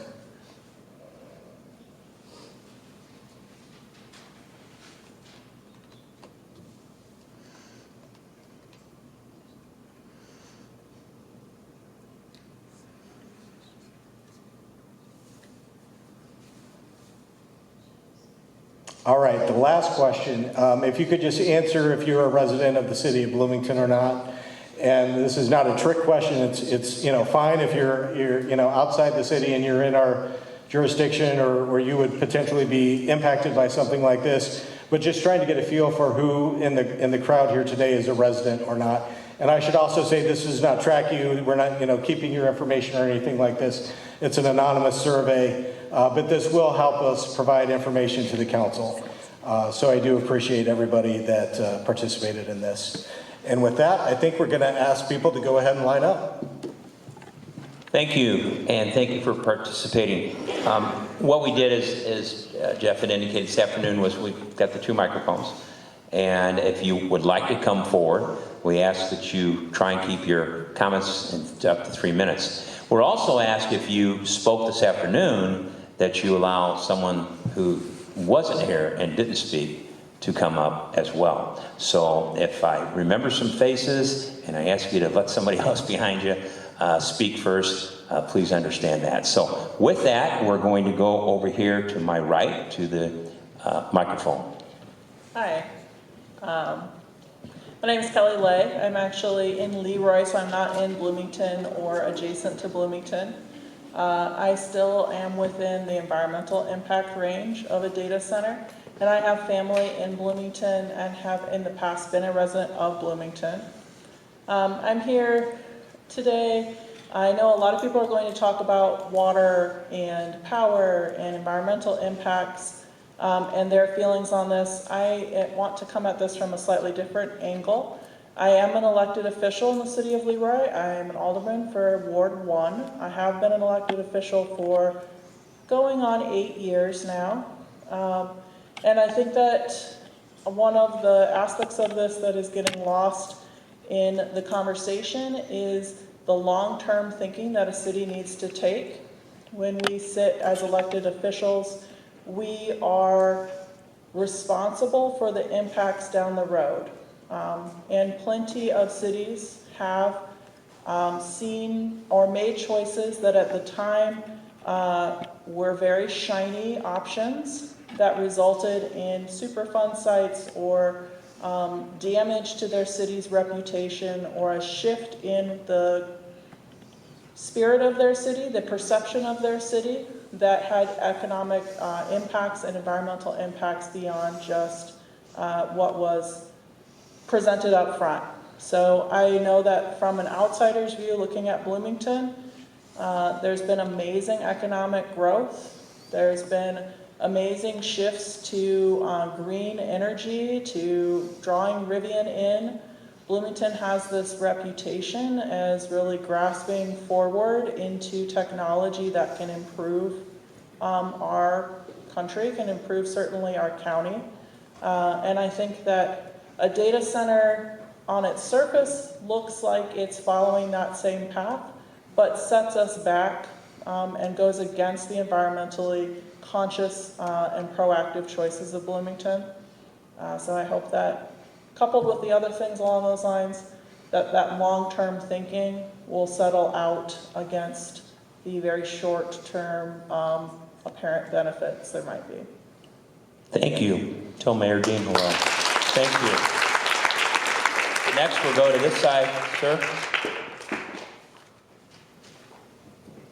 Go ahead. Okay.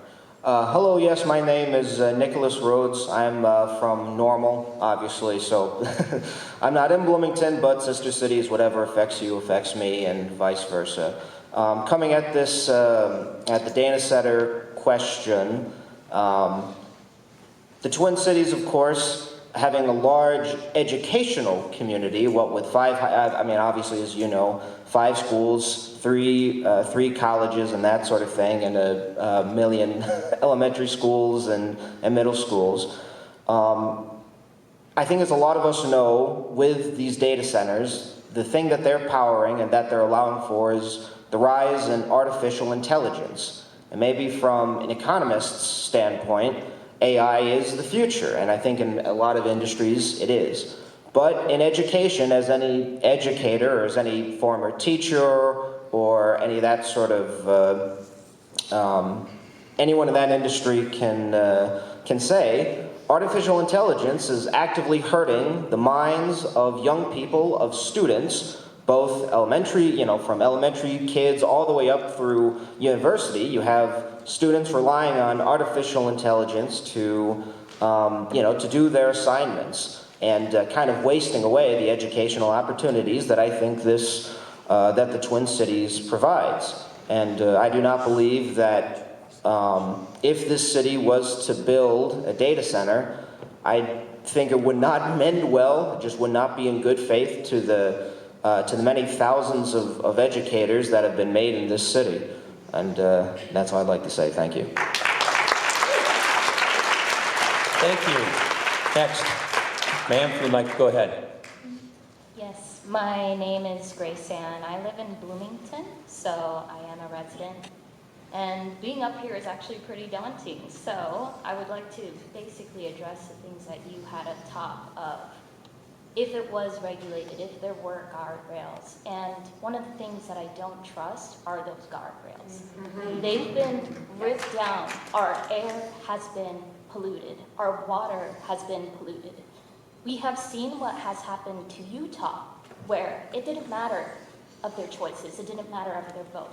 They did it anyways. All of these data centers that are being built haven't been regulated. They have caused lung disease, heart disease within people because of what is being released in the air. As we are doing this, we really need to take into consideration our history. I haven't seen something like this since the Industrial Revolution. Going back into history of that race of building things without regulations, it took 100 years to recover from that. Our environment took 100 years. We put all of these guardrails up to protect ourselves in that 100 years, and they have been ripped down within the past 6 months. How are we ever supposed to trust those guardrails that they're telling us? If they are building these data centers at this moment without those guardrails, I have heard countless people talking about the light pollution, the way that their water is coming out. They don't have any type of good water and the pressure is absolutely low. There's just no protections for the people. And now we're at the point where I can't trust anything. I can't build a family safely. I wanted to have children a year ago. And now we're at the point talking about a data center where our bills will go up. Our water bill, our electric bill, and gas is basically at $5 a gallon. And I'm wondering, what are we even here for? Why are we even having these conversations? Aren't there bigger things right now? Shouldn't we be protecting our environment? Shouldn't we be learning from history? And I know that this is a little bit scattered, but it's the way I've been feeling lately, is that everything feels scattered. It feels like the one thing that we are agreeing on at this moment is that data centers shouldn't be here. Thank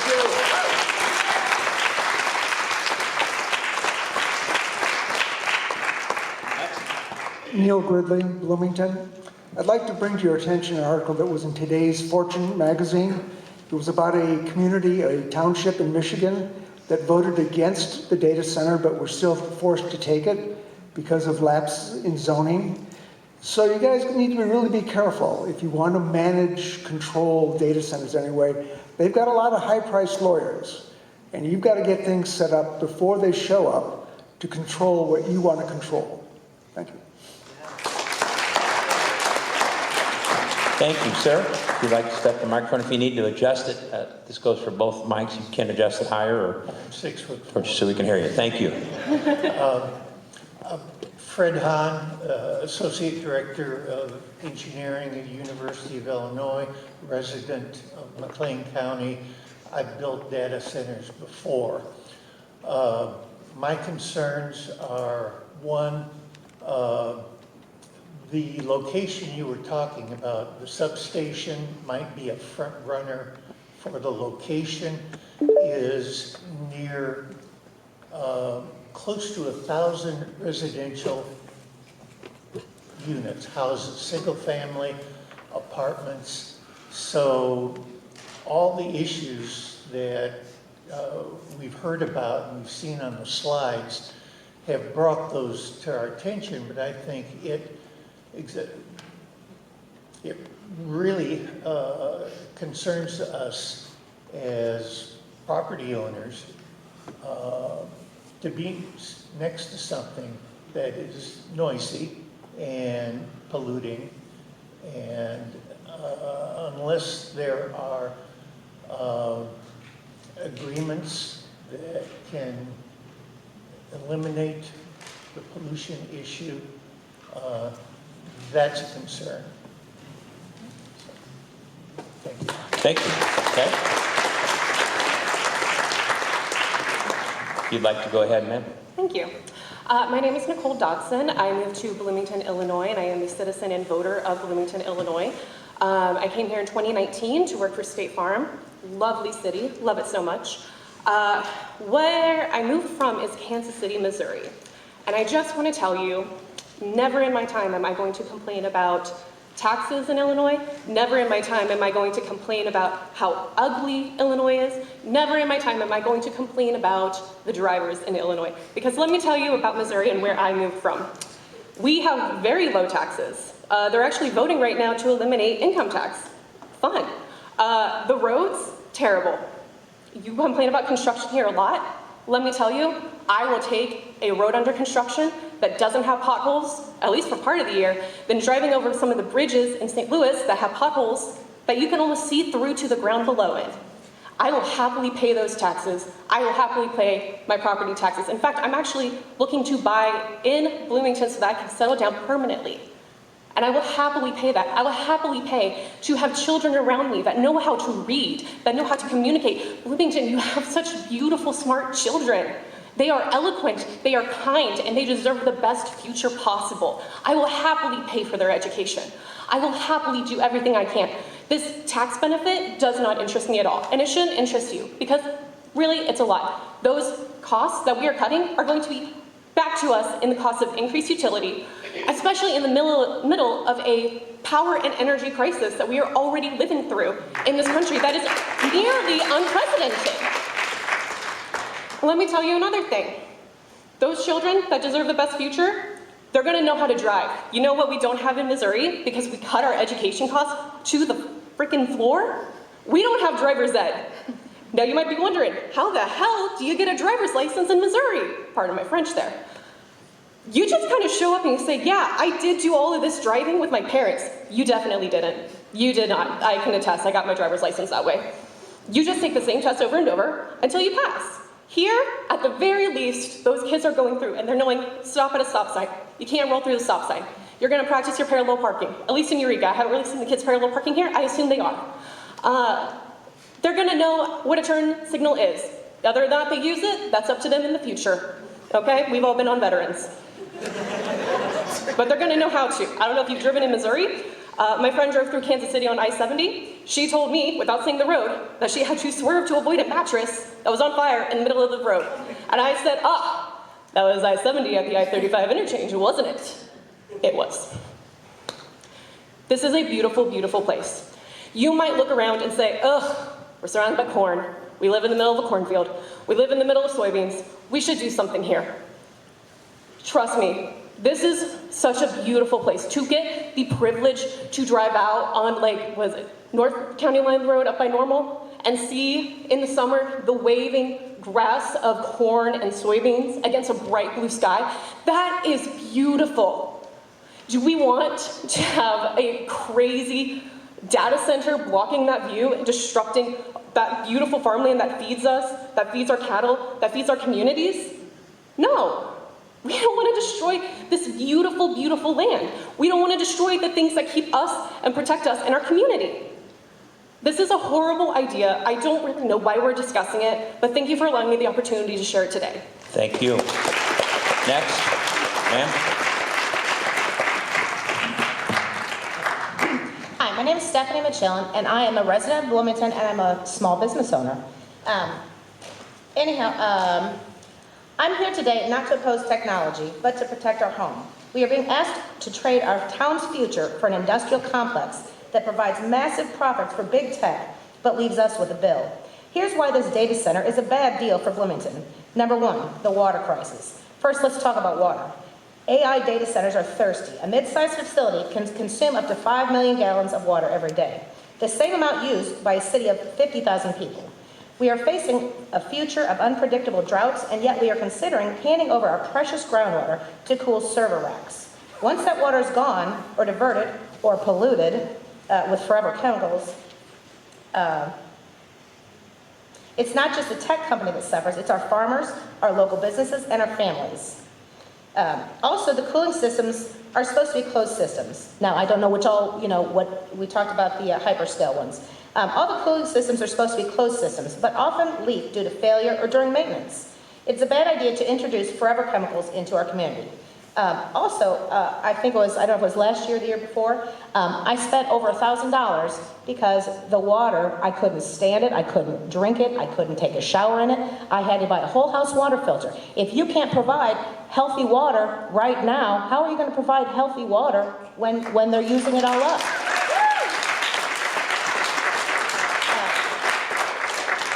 Point two, the energy drain and your utility bill. Second, these centers are energy vampires. And I know we had talked about, how they're going to use their own power, but most don't. A single hyperscale AI data center can consume as much power as 100,000 homes. When demand on the grid strikes drastically, who pays? We do. In similar regions, residential electricity rates have jumped significantly to fund the new substations and transmission lines required solely for these facilities. We shouldn't be subsidizing a billion-dollar company's electric bill with our own hard-earned money. Another point, the job myth. The developers will promise hundreds of jobs, but let's look at the facts. Once the construction dust settles, these facilities are largely automated. We aren't getting a thriving employment hub, we're getting a ghost warehouse. A facility taking up 100 acres might only employ 30 to 50 permanent staff. Compare that to the same acreage used for local retail, housing, or small business, which creates 10 times the economic vitality without the environmental cost. Next point, noise and quality of life. These data centers have an industrial hum. I don't know if I could do this, but real quick, give me a sec. Oh, shoot, sorry guys.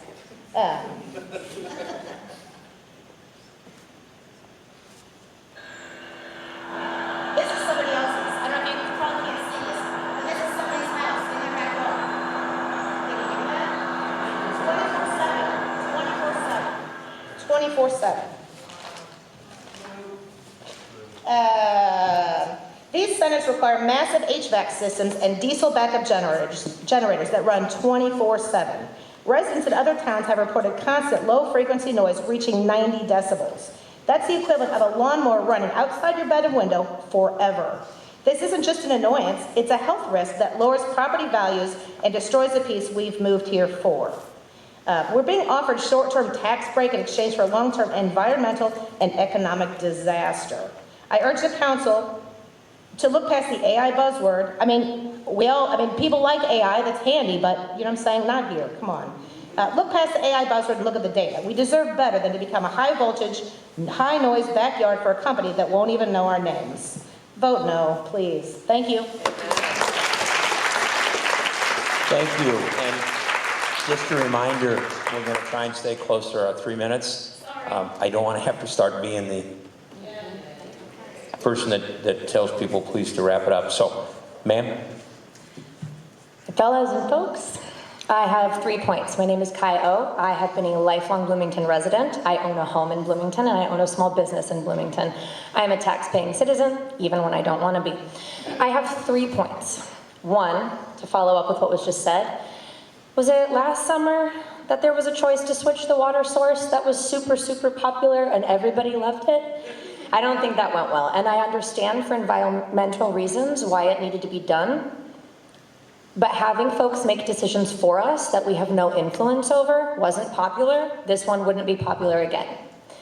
2, I have serious concerns over what situations like the noise hum that we just heard will do to the local wildlife. I know many, many people in this town love bird watching, we love our gardens, we love our farms, and having that decimated by an AI data center would be extremely unappreciated. And third, studies have shown time and time again that marginalized groups are the most impacted by these data centers. And as a white woman in a room full of predominantly white people, I think we should really, really, really consider our privilege when making these decisions that will disproportionately affect low-income families, families in marginalized communities, and those of us, there's an extreme housing crisis in this town. You can't purchase my compliance with a tax break when I look around and see my brothers and sisters on the streets being arrested for loitering instead of cared for and given accommodations. I think it's a bad idea, and I think everyone should think long and hard before we have another water disaster on our hands. Thank you. Sir? Hello, hi, my name is Howard Rogers. I'm a resident of Bloomington. And as far as the impacts and I'm letting, that's being raised. And I'm allowing that to be raised where I'm not going to. What I just, my concerns are this. Is AI really good? No. And I understand that these data centers are going to be supporting AI. Now, you heard from a teacher saying that it impacts the students. In my household, I'm the person that has to make all the phone calls to the electric company, to the insurance companies, to the, any of those calls that you have to make where you're on hold for a long time. And it makes it even longer and more aggravating with the AI. So I'm not an AI fan. I don't know if AI is good. I don't think so. And the second thing is the name, data centers. Isn't there enough data on us already? Amen. Thank you. Thank you. Next. Hi, my name is Becky Howell. In another life, I was an environmental and reproductive toxicologist. However, relax, no scientific degree is necessary to understand what I'd like to talk about today.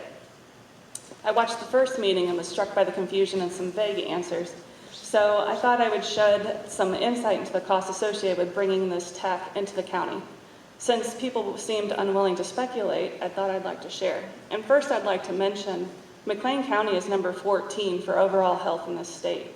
People will move here for that number, especially when you look at other counties and how poor their health is. Amen. Currently, data centers vary in size from 200 acres to 2,000 acres. We're just going to round that and say, let's talk about a 1,000-acre DC.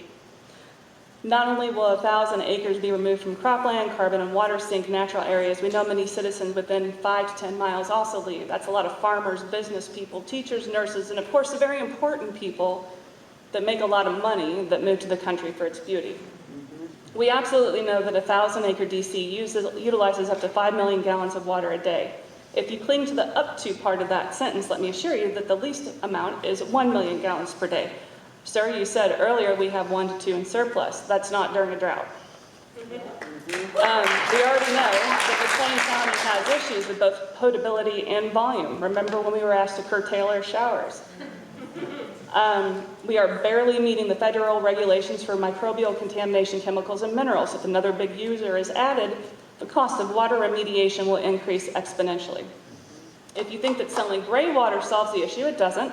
Most DCs evaporate into the atmosphere, increasing heat, reducing already poor air quality, and/or return it to municipal facilities to treat, again, raising costs because of the point the ppm has increased significantly and still reduces the water load available to its citizens. We also know that McLean County and Bloomington Normal have at best a fair rating for air quality, very often falling to failing or poor. Regular culprits are fine particulate matter, ozone, in this case meaning smog, which is made up of nitrogen dioxide. We also know that a 1,000-acre DC will either have 1 to 200 diesel generators or on-site natural gas generation to make sure there's no power interrupt for the DC. How nice for them. We know on average how many days Bloomington loses power. 2, but that's expected to raise. And we know on average how many air pollution will occur as a direct result of this.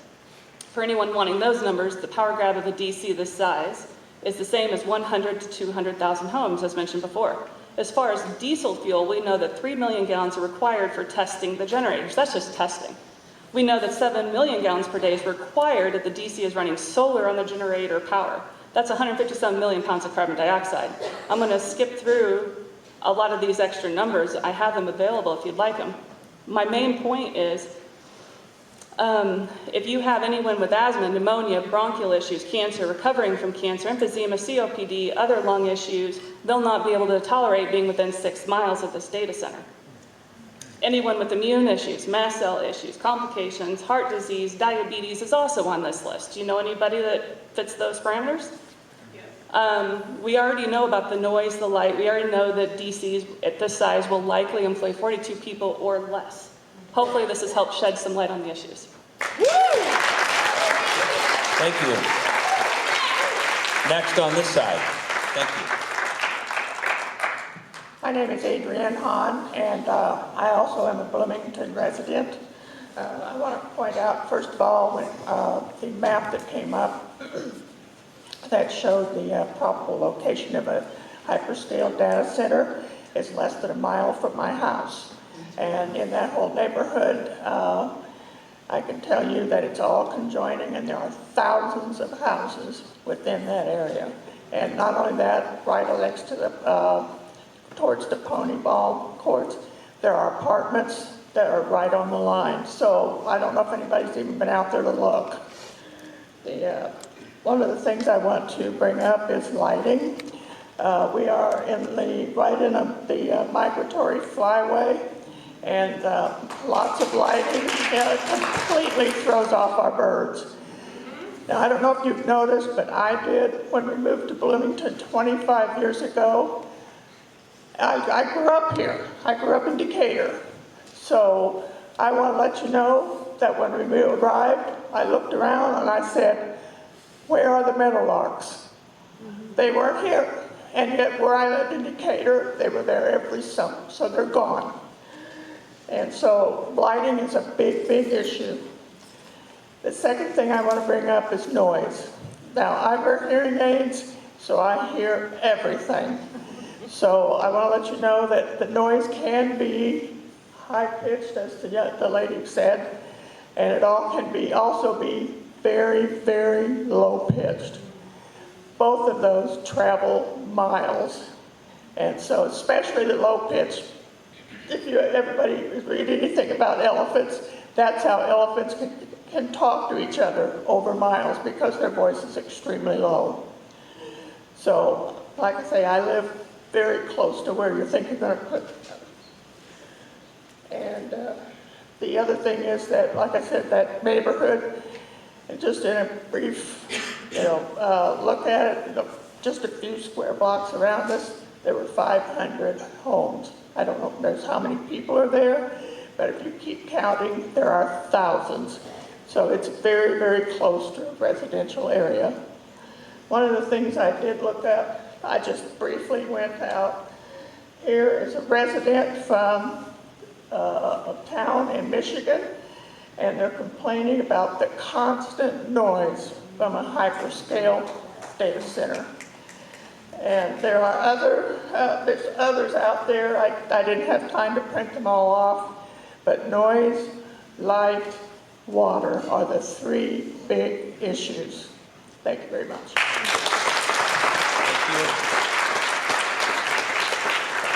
Next on this side. Hello, my name's Rochelle Gridley. I am a resident of Bloomington. I own a house in Bloomington. I'm opposed to a data center. Among other issues, I'm worried about decommissioning such an installation. For instance, we have a large white elephant on Veterans Parkway between Oakland and Washington, which is going to have to be handled. What will happen after a data center becomes obsolete, which it surely will, and is left as a scar on the city or county? I also oppose a data center based on the false value of AI, which is apparently driving our economy to our detriment. Further, the waste of natural resources, such as electricity and water, should be a major roadblock to the proliferation of AI by a handful of so-called billionaires whose supposed wealth is based on illusion and the hoax of artificial intelligence. Thank you. Sir?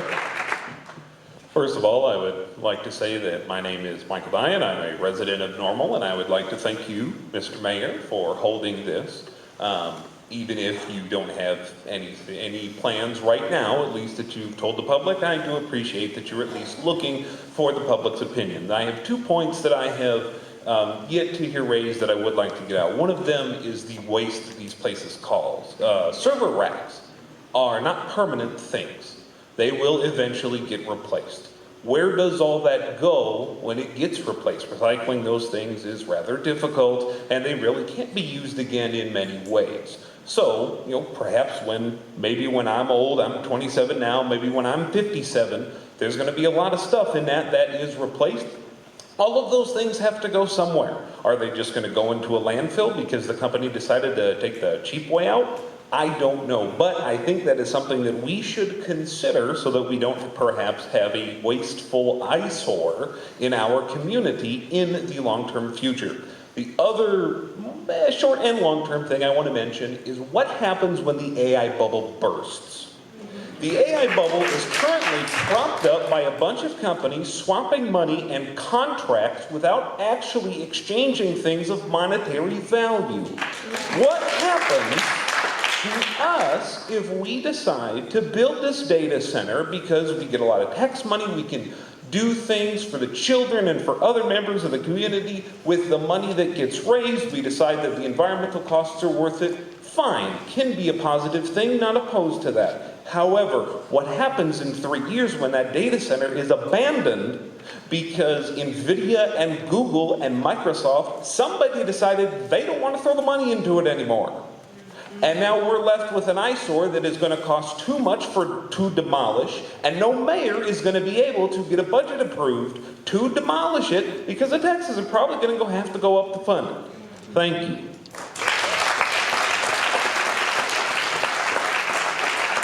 Thank you. Yes, sir. Christopher Myers. I live in Bloomington, Illinois. And I just want to say, I think it's been made very clear. I was actually here earlier just kind of taking a look at everybody's thoughts, and it doesn't seem like anybody in town wants this thing. I mean, I could be wrong. Do we want this thing? No. So, I don't know.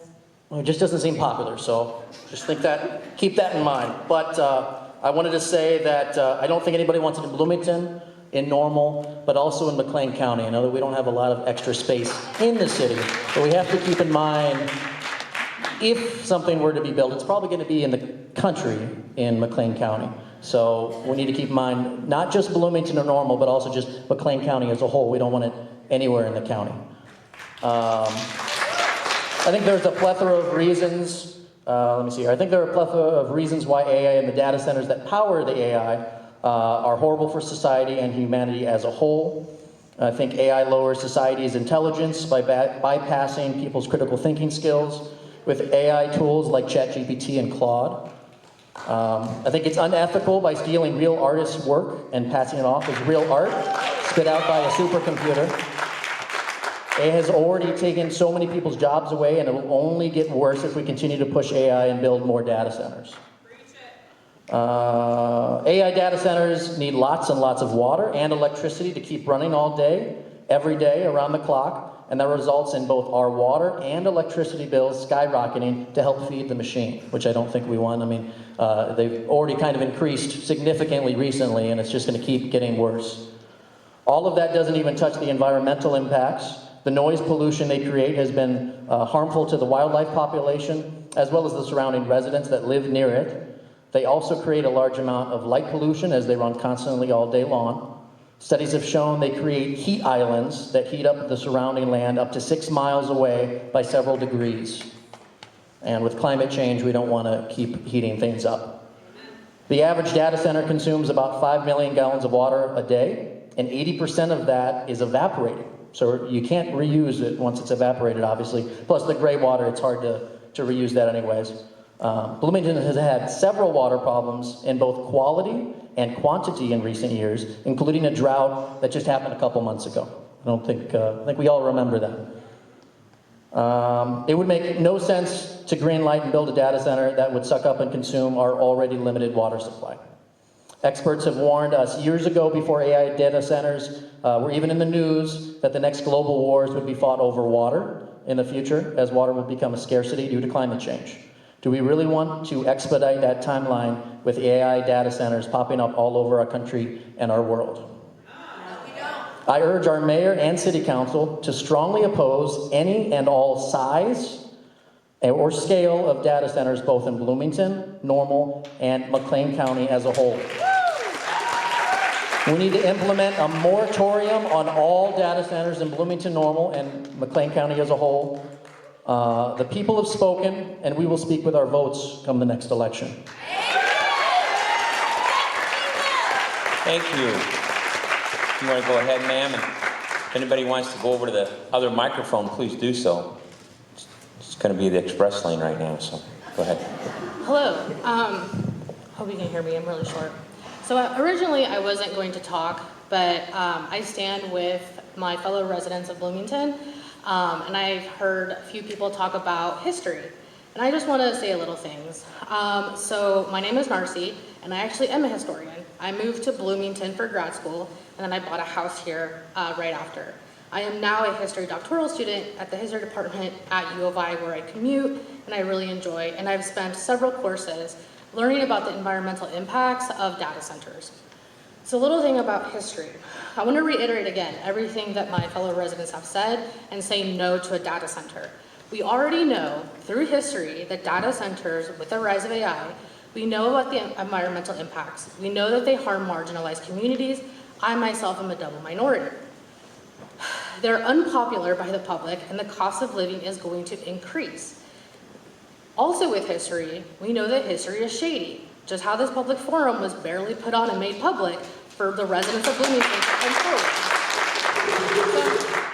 So, with history, I'm asking you to honor the wishes of the residents of Bloomington. And I really don't like saying, please side on the right side of history. Rather, I'm asking you to enforce the morals and the ethics that the residents of Body and Bloomington are asking and seeking from you, and that you will see with our votes. Thank you.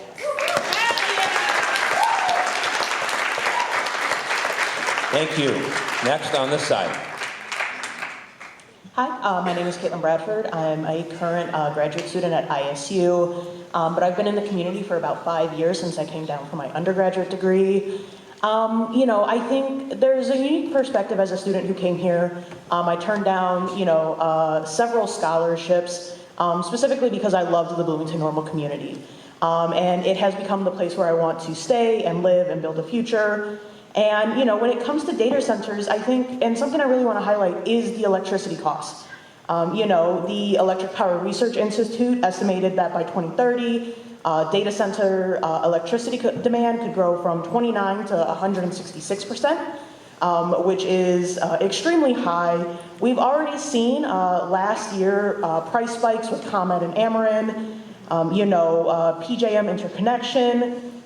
It showed that 70%, or about $9.3 billion of this year's increase in electricity costs was the result of data center demand. There we go.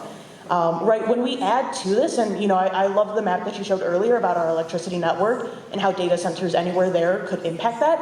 Why contribute to that issue? Why be part of the problem instead of finding ways to solve the problem? I also want to note, as many people have talked about earlier, that it creates jobs temporarily in the form of construction, and that work is extremely valuable. However, long-term, we're only looking at up to, max, depending on the size, 100 employees. We've seen Rivian brought jobs, and now we're facing a housing crisis. And so I think it's super important that while, we want to see that economic growth in terms of jobs, how do we support the people that are already here? And instead of using this space for a data center, why not invest in bringing ISU students and having that retention, Illinois Wesleyan students, and building a community where they want to stay long-term? Yes. Also, we've seen in Missouri, a city council be voted out of their positions after going ahead with a data center against their constituents' wishes. Let's go. And I do work in getting people out to the polls, and I know that so many voters, even though they were not here tonight, do not want this. And I have no concerns with saying that if this were to go through and if a data center were to be put in this community, it would show in the voter turnout and who is representing us in the future. Thank you. Thank you. Next, this side. My name is Jay Brzezinkowski. I am a resident of Bloomington. I've been here my entire life. Not that that's been as long as some people here, but nonetheless. I am an artist and aspiring author. I would like to point out the impact that the AI that would be powered by the data center has on me and other artists and authors and other creatives. We all generally agree that AI images are quite soulless. Yeah, concerning. That's another one. It's not fun to say, look up an image, let's say you're looking at an image of something on Google, like a cute puppy. You have to scroll and scroll through pages of AI sometimes to find a real dog. Or hell, cats. Cats would be another great example. The internet was practically made for funny cat pictures and videos. Now you can't find real ones. What? I have no other response. That is ridiculous. So, long story short, environmental impacts are a very valid concern. I am very much on the side of do not put a data center in this town. Thank you for your time. Thank you. Next, on this side, sir. My name is Jerry Johnson. I live in Normal near the Aquatic Center there on Fairview Park. And I have several concerns that have already been mentioned. One of them is land use. McLean County farmland is some of the best in the world. And I hate to see more of it buried beneath concrete and steel. So I have more questions than answers. Is this the best use of our land resources? Two, second one is we already have low water, which many people have mentioned, low water levels in our lakes in 2025 through 26. So where will the water come from for cooling the data center? It's already been cited that it takes an enormous amount to cool it. Third item is electricity rates. I'd like to read briefly an article from the New Yorker magazine. It talks about electricity rates. Data centers, of course, have to operate 24 hours a day to be economically viable. One Microsoft facility is permitted 5 minutes of unscheduled downtime per year. Renewable energy sources like wind and solar, which depend on the weather, cannot possibly meet that demand. Nuclear power won't save us either in the near term. There are no large-scale nuclear plants being produced in the U.S. at this time. On the other hand, China is currently building 26. That's a side note. In the near term, as a result, new data centers will largely be powered by fossil fuels, which is likely to increase pollution on a national scale. So I am a bit concerned about that. A Bloomberg study estimated that wholesale electricity costs have risen by 200% in the past 5 years in areas near AI data centers. So are we okay with that possibility with low and middle income families already struggling in this economy. Back to pollution. Data centers, AI data centers cause local pollution as well. Elon Musk's AI data center in Memphis runs on natural gas, which is relatively clean. It was built near the Boxtown neighborhood, which is an older part of Memphis. It already had the highest rate of emergency room visits for asthma in the state of Tennessee. Nitrogen dioxide levels jumped 9% at Boxtown after the center opened. Nitrogen dioxide makes asthma worse. University of Tennessee researchers found that in the area closest to the plant, peak nitrogen dioxide levels increased to 79%. And there was also a considerable increase in the amount of emergency room visits for asthma. Now, I have asthma, so I would definitely recommend or urge the town council and the mayor to vote against construction of this AI data center at this time. Thank you. To this side, ma'am. My name is Monica Ennis. I am a resident of Bloomington. Jaybird is my son. 2 years, he'll be voting. And I just wanted to speak, again, someone else mentioned privilege. The privilege of all of us that are able to be here tonight, the privilege of the knowledge of the meeting, the privilege of transportation, time. In the few hours before the meeting, I reached out to my friends and asked them for their thoughts. And I had 5 other households reach out and say, we're not able to make it, but we oppose it. So I just wanted to add their voices, and I'm sure every person here could say the same of people they know. Thank you for your time. Thank you. Next, ma'am. Hello, my name is Olivia. I recently turned 24 years old, and I am a public school teacher here in Bloomington, Illinois. I attended Illinois State University and chose to stay here in Bloomington due to the difference of the supporting of small businesses and the lack of busyness than where I was in the Chicago suburbs. I love living in Bloomington, and I want to spend the rest of my life here. My fiance and I, who I met at ISU, we are hoping to close on our very first home in Bloomington in June. We are also hoping to raise our family here. As a public school teacher, I love Bloomington Public Schools. I want my students to go here, or my children to go here. I want to be with my students. I love this community so incredibly much. But I don't want to raise a family near a data center, not only due to all the pollution, the noise pollution, but also the knowledge that the location of data centers disproportionately affect low-income families. They also, because they affect low-income families, we're going to see increases in healthcare costs that the families cannot afford, and we need to support the community that we already have. My fiance is a teacher in a rural school district outside of McLean County, but still close by. And they already have, the students there already have difficulty accessing clean water. So even outside of Bloomington Normal, we don't want to make that problem worse. Also, in a note to AI, it's not allowing our students to think critically. We don't want them to learn to rely on a computer to give them advice. That is sometimes poor. I mean, we've seen a few different instances where people have gone to AI for advice and it's giving them poor advice, maybe leading them to commit crimes. We do not want that. We want our students to be able to think critically and not rely on technology for that. And also, AI uses so much water to give bad advice. I would be very happy to drink no water and give bad advice. Thank you. Thank you. Sir? Hi, I'm Joe. I'm born and raised in this town. I'm 30 years old. I've been here for 30 years. You know, went to Oakland Elementary School, Bloomington Junior High, Bloomington High School, even went to ISU in Heartland for college.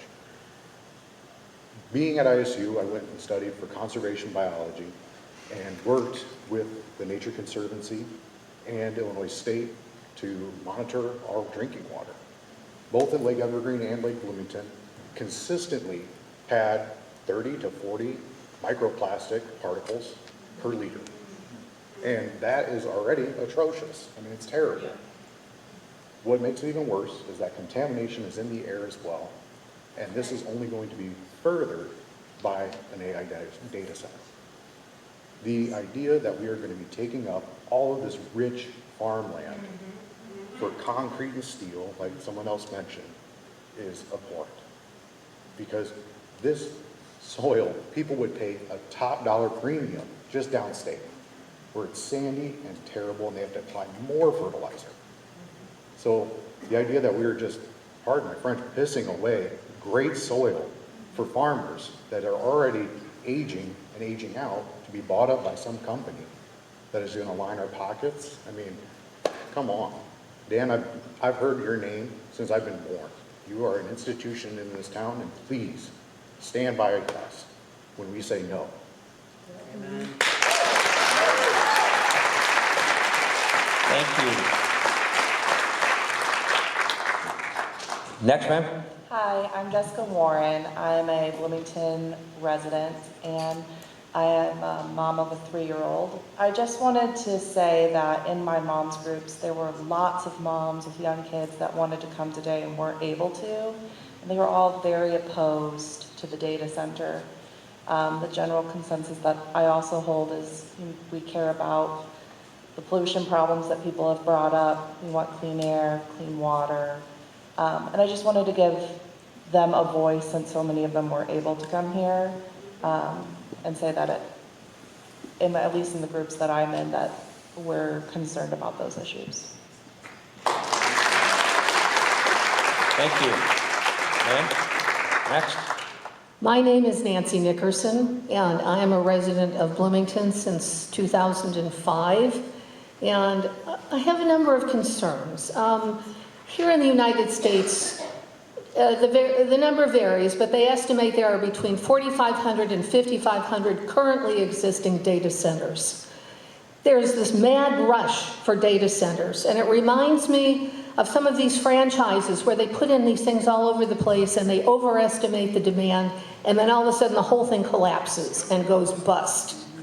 And if this doesn't turn out to be the greatest thing since sliced bread, I echo the concern. We may end up with a white elephant sitting out there taking up space with harmful material in it.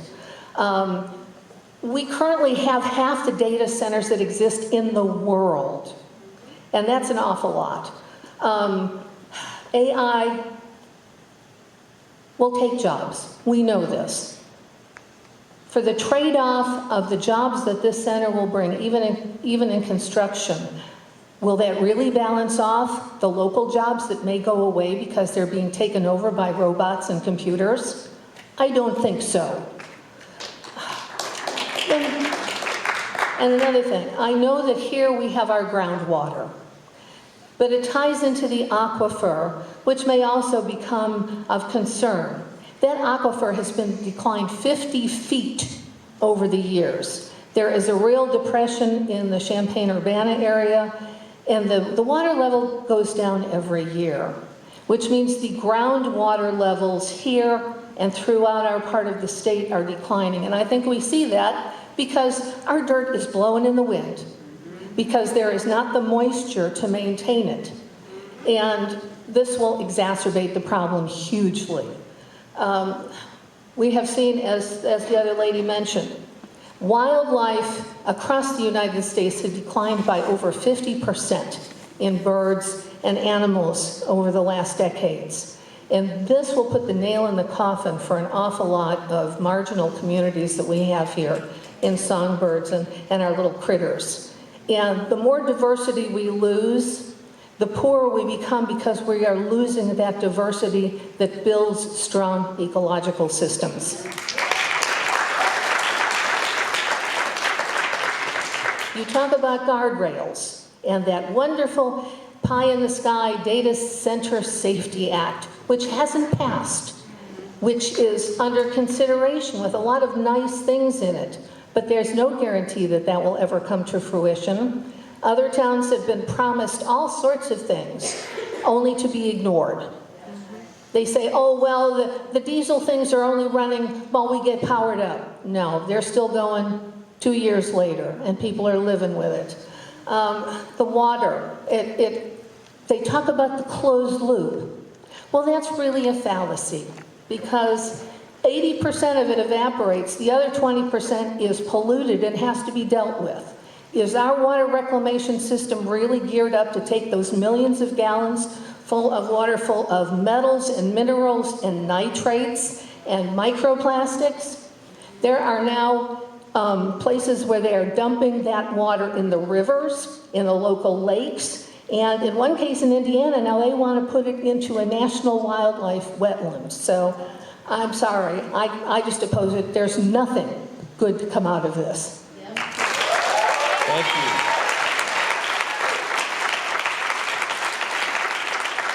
Next, on this side. My name is Jack Keefe. I was born and raised here almost 80 years ago. Spent most of my life here except for about 30 years. And I live in southeast Bloomington. My wife and I have a home there that's completely paid for, paying a lot of taxes on it, but love it. Since I have been in town, Mayor, I have seen you do more good for us than I can keep track of. Since you were a coroner, since you were a cop, since you were a funeral director, since you were a state representative. I'm going to make a suggestion here. There's a lot of people that can't be here tonight. There's a lot of people that don't even know this is going on. There's a lot of people like in Cropsey, Carlock, McLean, Osmond. If you don't know where they are, look them up. They're all in McLean County. Join forces with the County of McLean and the Town of Normal and put a county-wide advisory referendum on the ballot. Every once in a while, like once a generation, something like this comes up. And you remember all the talk and the division that the arena created when it was talked about and finally located. And then after it was built, somebody put an advisory referendum on the ballot. And they voted no. They voted it down. Give us the chance to have our say in an advisory referendum, keyword advisory, before any action's taken. Thank you, Jack. Thank you. Go to this side, sir. Yeah, hi. My name is Chris Gibbons. I live in Bloomington. And I guess I'll start by saying that I am not very happy to be here today. I didn't want to come. I was doing soul searching at my house trying to figure out whether or not I would come. My wife convinced me, and I was looking through my books to try to figure out what I was thinking about this situation, and I came across an essay called Health is Membership by Wendell Berry, and I'll read a little bit from that. The word health, in fact, comes from the same Indo-European root as heal, whole, or holy. And to be healthy literally is to be part of a whole, and to heal is to make whole. If you're lucky enough as a child to be surrounded by grown-ups who loved you, then your sense of wholeness is not just a sense of completeness in yourself, but also a sense of belonging to others and to your place. It's an unconscious awareness of community, of having something in common. And it may be that double sense of singular integrity and also communal belonging that lends such a personal standard of health to the individual for as long as we may live. I say that because we have a lot of people here in Bloomington who seem to speak out together time and time again about things like this. And as my wife said, and she's correct, it's only right for us to come together and speak together once again. I'd like to say that data centers also exist within something of an ecosystem. It's a toxic and evil ecosystem, but it is an ecosystem nonetheless. This ecosystem includes flock surveillance cameras, which been outspoken about. It includes AI and all of the seditiousness included in that, the fake art and slop that we see everywhere, but also racial profiling and other terrible things. We see it rolled out in departments like DHS in their databases of dissenters. We see it in the way that ICE targets the people that they're arresting in masks on the streets.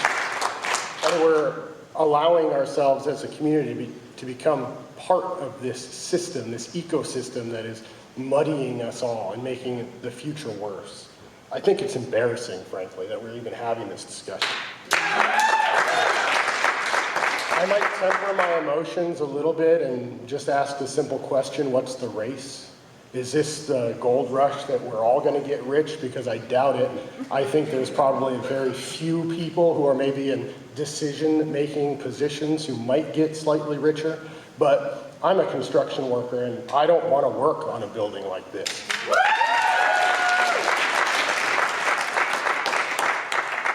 Again, I'll echo the sentiment of some of you earlier. This process might be disenchanting, but it's important. And it's important because there's an ever-growing distrust in institutions that's going along in a lot of the minds and the souls of people in the United States right now.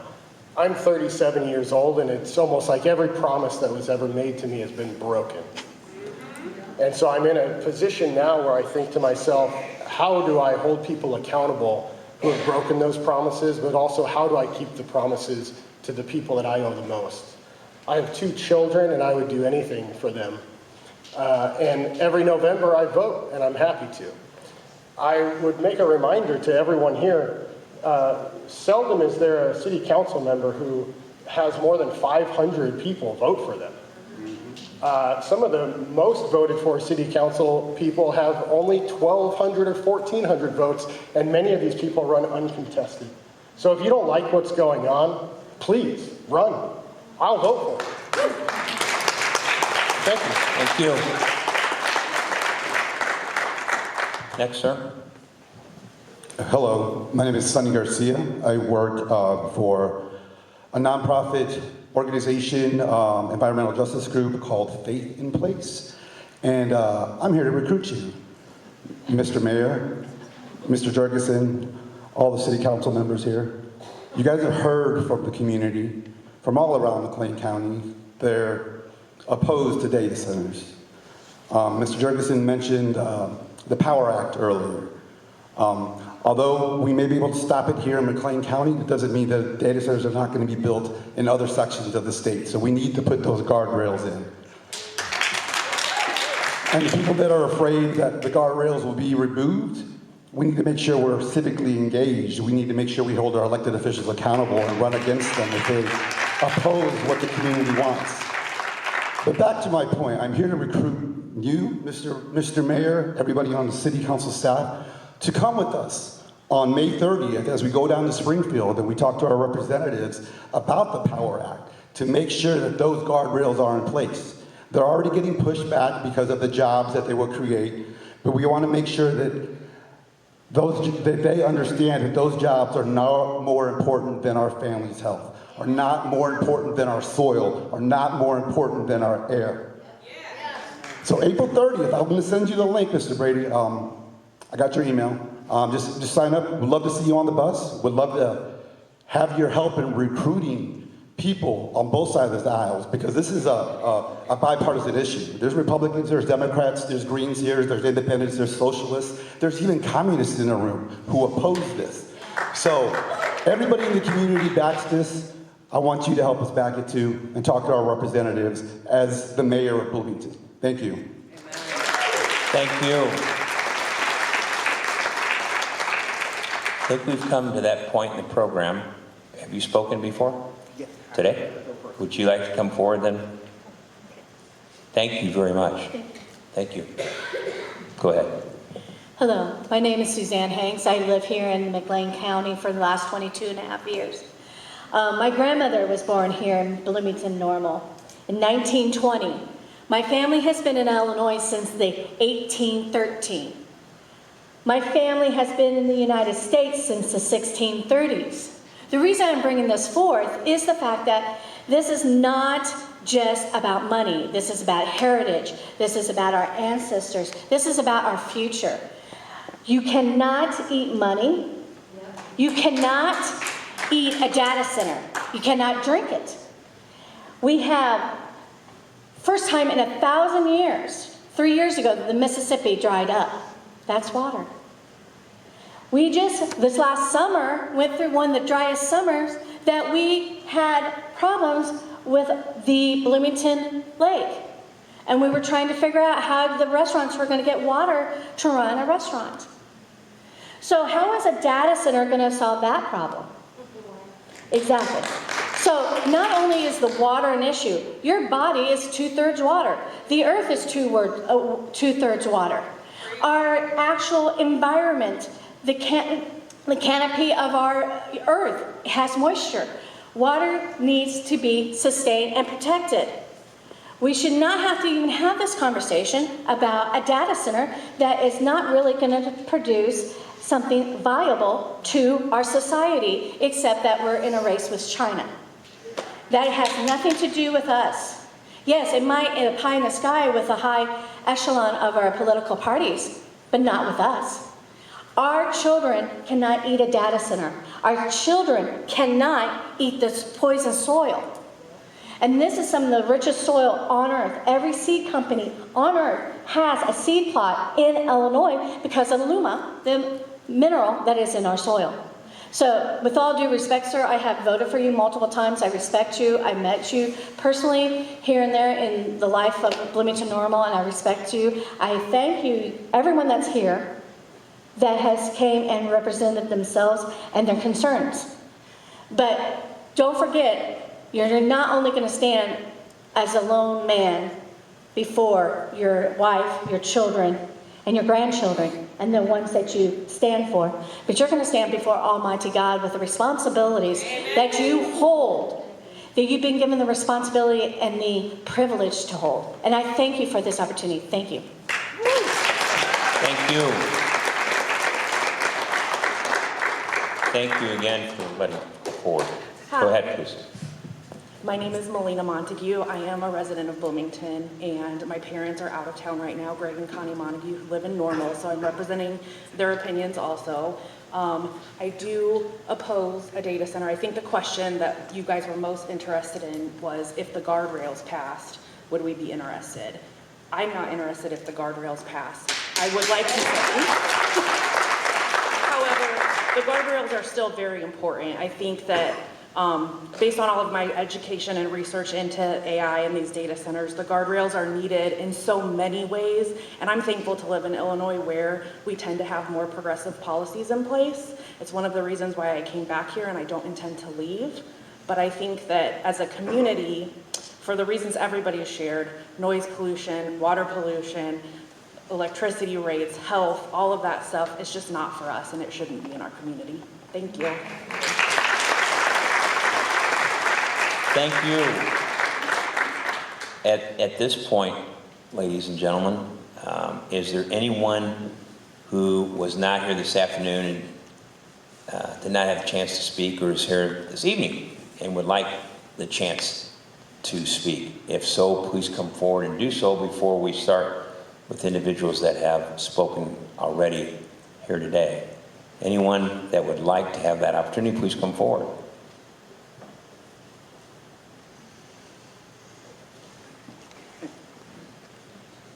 Hi, my name is Bert Stabler. I'm a faculty member at Illinois State.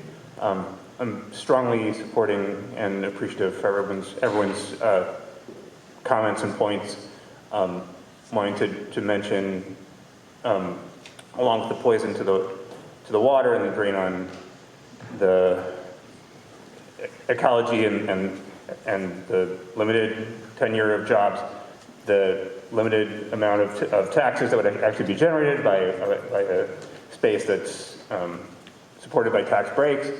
Also wanting to mention that data centers as of April 28th are permitted by right land use, thanks to a item on the consent agenda of the City Council of Bloomington.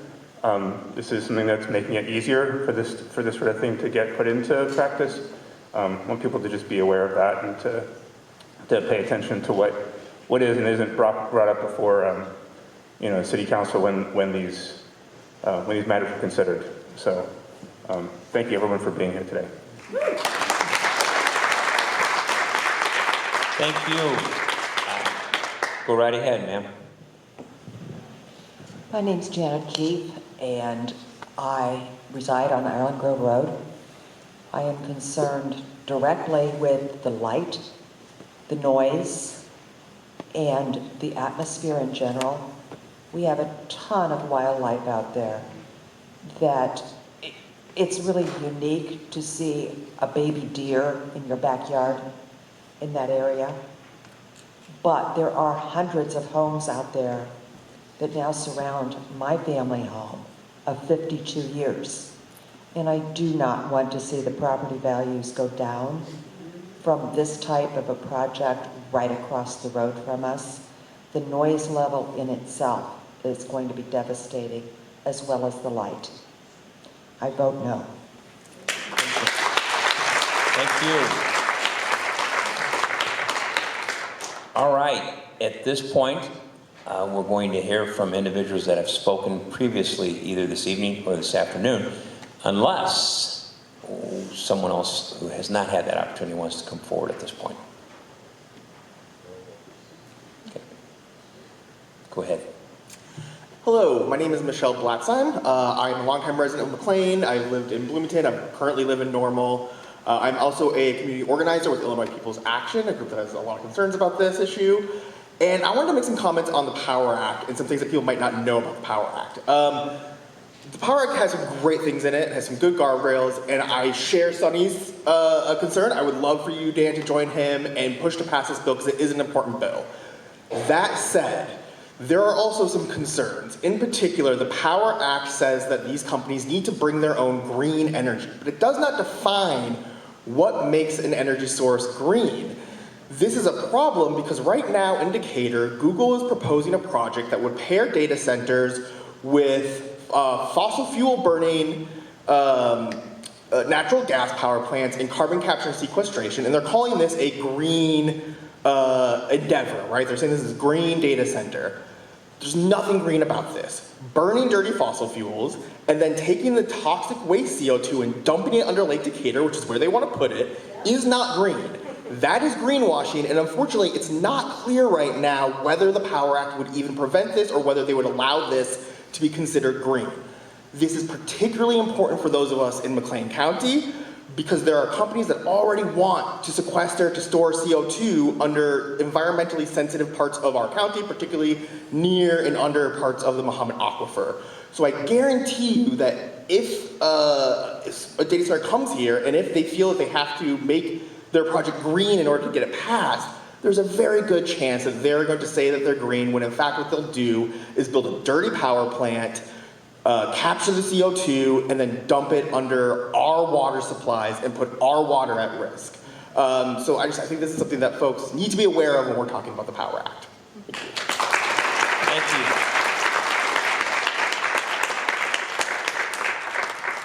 Next. I'm back. Two things really fast. Somebody pointed out earlier, Rivian. A few years ago, Rivian put out a huge call for jobs, and I can't even tell you how many people moved to this town and purchased a house sight unseen with no inspections, only to then be laid off shortly after, and their families thrown in crisis. It's a big concern that this happen again. Now to get a little bit garden nerdy with you guys. I don't know how many people out there are gardeners. I'm gonna turn this way, so I wanna look at you guys. Hi. I don't know how many people out there are gardeners, but I'm a gardener. And there's something that happened this past year you may not know, and it's that our zone changed. We heated up. Our zone changed. Now, I don't know about you, but I went out in my backyard to prepare my garden this year. I got tomatoes growing. I did not plant them. They are last year's tomatoes. That shouldn't happen. Fun for my pocketbook, very concerning for what this means for our local environment. If our zone continues to increase, our insect population cannot be regulated during the cold months. The mosquitoes these past few years, insane. I've lived here my whole life, 1991, hello. I've lived here my whole life. Never before have the mosquitoes been like this. The fleas are getting worse. We are having bugs eat our crops more than ever before, and this is because the ground cannot get cold enough in the winter for these things to be regulated. If the insect population cannot regulate itself properly and the fallen leaves and things cannot be reabsorbed into the soil crisis, which not to fearmonger, but we are in a soil drought, is going to get worse. It means we won't be able to grow crops in the dirt because we will essentially just have dust on the ground. Data centers heat things up. The environment is already heating itself up. Why on earth would we elect to heat things up more when we have the potential to not do that? Why would we elect to lend to the devastating decline in our environment? It's insanity, and I encourage everyone to vote no, and I encourage you to lead that cause. Thank you. Thank you. You're welcome to turn the microphone back or turn it to the audience. I'll just turn me back. That'd be great. How about that? Thank you. Or I'll go halfway. Here we go. My name's Trisha, and I live in Hayworth, but like so many people here today, I consider myself a local and depend on what happens in Bloomington for so many different things. Before I go any farther, I'd just like to thank all of you, including the officials, for the chance to be in community with you today. It's really something special, and I'm going to get teared up a little bit that everyone took their time to choose to be in this room, even if you don't happen to agree with much of what's been said. The fact that we all chose to come together is really something to acknowledge and sit with and really recognize it. So I appreciate you, and thank you for that. I'm really proud of all of us. I'm a mom of 4. I have a grandkid. I have another one going to be born any minute now, and I want to be able to share with them that this community showed up for itself and for them. So thank you for doing all of that. To the city, I do really think that Bloomington has a chance to lead. I didn't mention this specifically earlier. The county is poised to have the most stringent set of ordinances among any county in the state. That's a template that the city could reasonably take a look at and mimic to the extent that it works at the city level from a legal perspective, and then build on as you have that home rule capacity that the county doesn't have. It was mentioned earlier today that the city of Aurora is a great example of what a city might look at. So I do believe that you do indeed want what's best, and I think that that's a great place for you to start where it wouldn't require so much backgrounding. You could start there with a turnkey situation. Also, the collaboration has been mentioned. We all are so interdependent on each other. So again, that opportunity to lead with the town. I see there's a GLT article with the mayor of Normal saying, not so much around here, we're not so worried about it. But I think we're all in this together. So taking that opportunity to step forth and build a collaborative effort would be valuable. I think the influence the city has in that, what's called the extraterritorial jurisdiction, that 1.5 mile extended area outside the city limits, has been understated here. So there's a reason why when the data centers are contacting you, they're contacting the city for area that's not in the city. It's because they know you have influence in the ETJ. And so I hope that you wield that power in a very thoughtful manner and consider what's been asked of you today. And I do believe that you will, so I'd just like to reinforce that. And transparency, yes, please. So we're hearing the rhetorical comments that you're committed to transparency. I would like to see as quickly as you can a commitment to that on paper, whatever that looks like, whether it's a resolution, it's a statement on the record somewhere. That would really go a long ways. I think some FOIAs have been submitted, by myself included, that haven't resulted in what feels like transparency. I understand there are rules.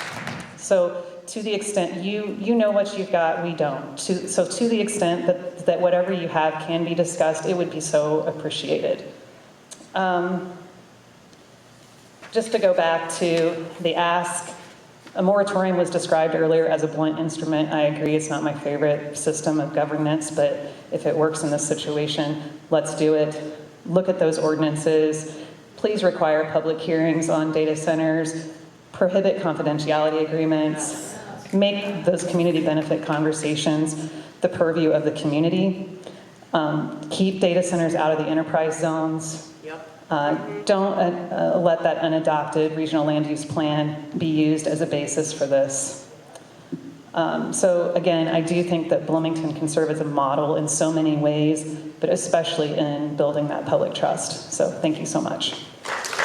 Thank you. Next, we're going to go to the side, because I don't think you've had the opportunity to speak. Okay, correct? Yes. Okay, go right ahead, please. Hi, everyone. My name is Erica Hill. Sorry. Erica Hill. I'm a resident of Bloomington. I own a home here. I want to preface this by saying that I am against welcoming data centers within McLean County, within most areas of Illinois. However, I am a wetlands geologist and I work with very large data sets, and I do use AI to assist with code in data analysis. However, as so many people here have reiterated over and over, this is not a place to build that data center because we cannot sustain anything about it. Like, this is the way of the future, and maybe my opinion and what you're hearing and what you're seeing from offers or the data you're getting is, yes, this is a good thing. People are doing good things with AI. People are doing good things, but that doesn't offset what we're seeing here. There are other places and that can be fought against other places. But because I live here, I have to fight against here. Thank you.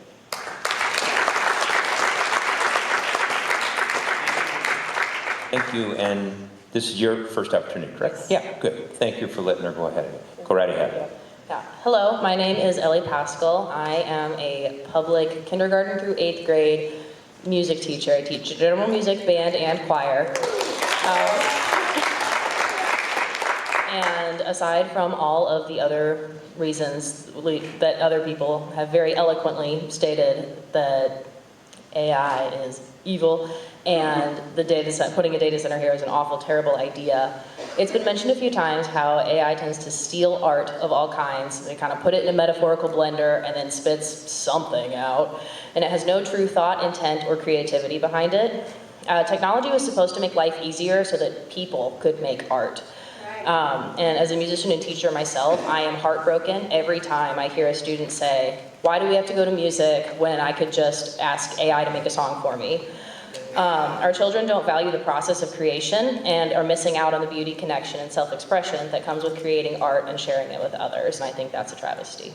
Thank you. Thank you. And before your comments, is there anyone else that has not had the opportunity to speak this evening? Please come forward. Okay. Thank you. You're welcome. Hi, besties. I'm short.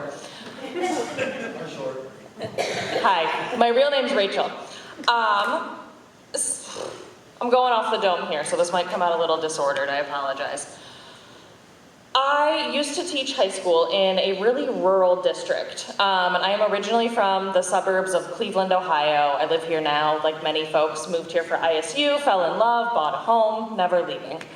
But I taught in this really rural district in Ohio, and that really opened my eyes to the values and priorities of rural America, and how similar they are to suburban values, urban values, right? And how much unites us as people. And rural America is beautiful. Like, farmland, gorgeous. The future farmers of America, like FFA, we love FFA. And our agricultural land, as many folks have argued, is very valuable both in terms of the nutrients it provides, but also the experiences it provides, right? Think about how much students learn in their ag classes, in FFA, in working on farmland. We haven't talked about that a lot, and I just think that can't be overstated, the educational value of those areas. My wife is also part of a farming family, right? Her family has farmed the same land for generations, like a long time. So we are very emotionally attached to rural areas as a family. We are also going through IVF right now. This is relevant, I promise. And we are traveling to a clinic in Indianapolis for all of our fertility treatments. And the gas prices make me really sad about that. But on the way there, we spend like 20 miles off the highway going through, I think, Lebanon, Indiana, and they are building a massive data center there on agricultural land. And every time we drive past it, we just get so sad as people who care about farmers and agriculture and rural America, and as trained biologists. We both got our PhDs in biology at ISU. So we drive there, we get sad, we do our fertility treatments, we drive home, we see it again, we get sad again. And that experience also makes me think about the time that I'm spending driving to Indiana for all of this. If we're really looking at, we want to put something in this town that would have economic impact, that would benefit our residents, that would create jobs, I would like to humbly suggest a fertility clinic. The nearest one is in Springfield, and their stats are not great. So we have an opportunity. Check it out. Thank you.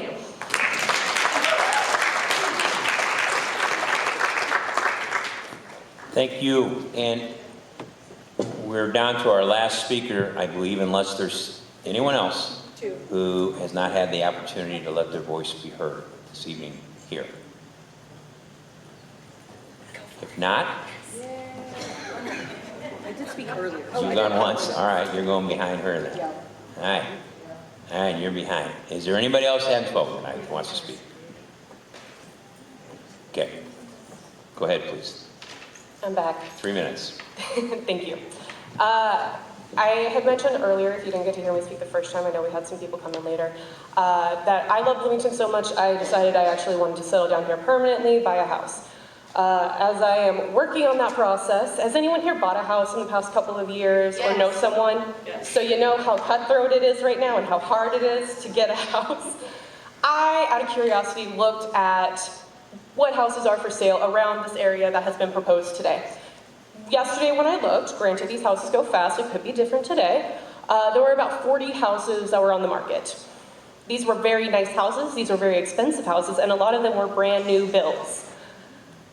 Do you, when you were with your realtor, did you say, I want to live by the data center? Have you known anyone who bought a house that said, oh, we're looking to move next to the data center? It's the best place to be.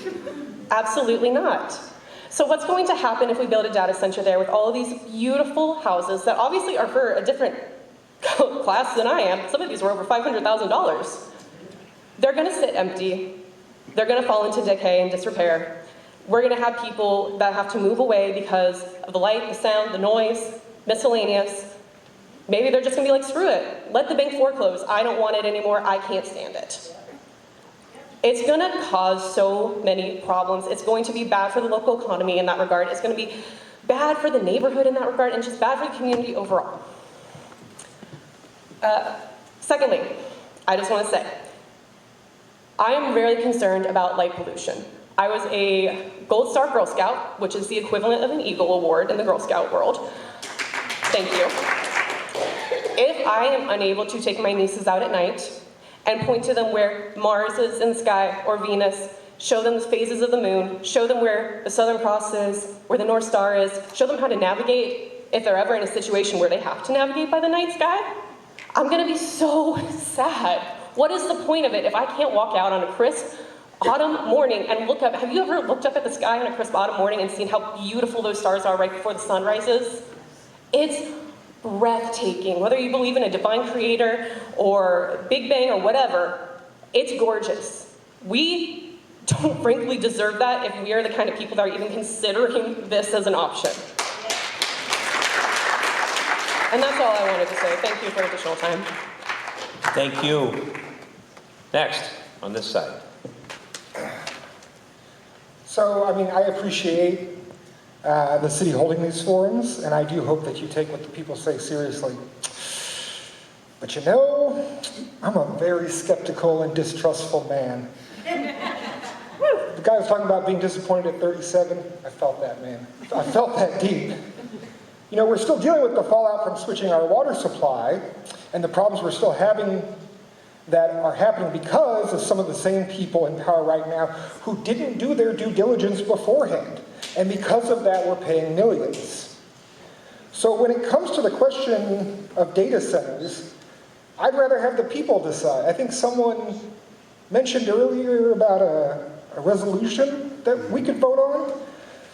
I have in my hands a petition to put the following non-binding question on the November ballot.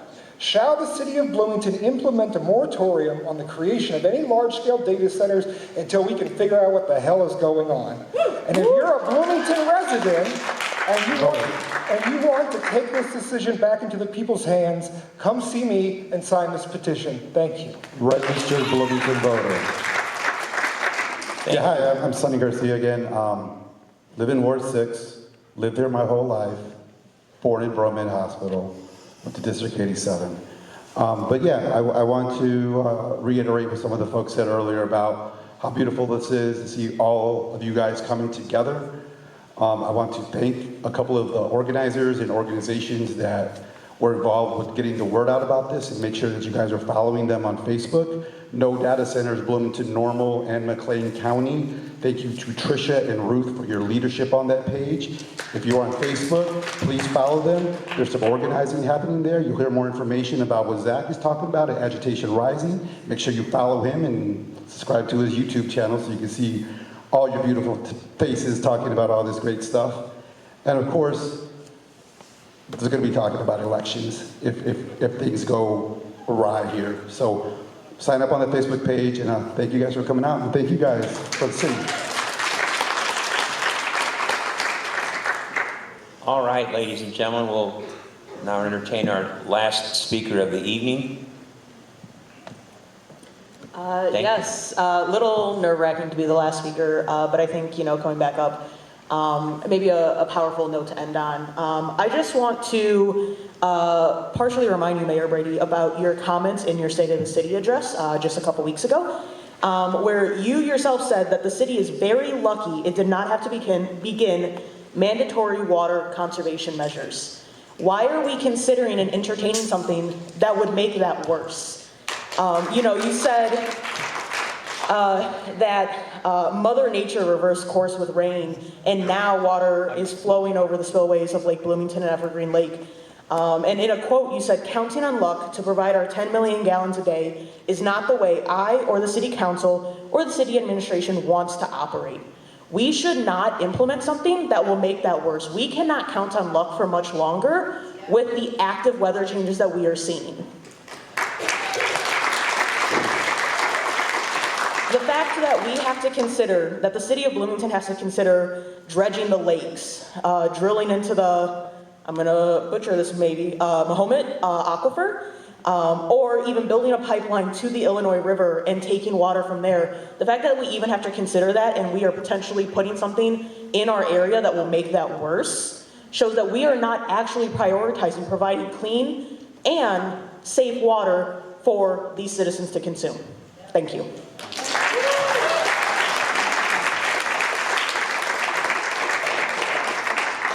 Thank you. I thought maybe nobody took notes on my State of the City address. Thank you. With that being said, thank you again to all of you that have attended this evening. To those of you who are here this afternoon and evening, thank you. At this point, our city manager is going to have some comments, brief comments, and then I will close. I do once again want to thank our colleagues on the City Council that are here, Member Straza, Member Kearns, Member Scott, and Member Ward who are here. So thank you again to those ladies and gentlemen that are here listening to you. Mr. Jurgens.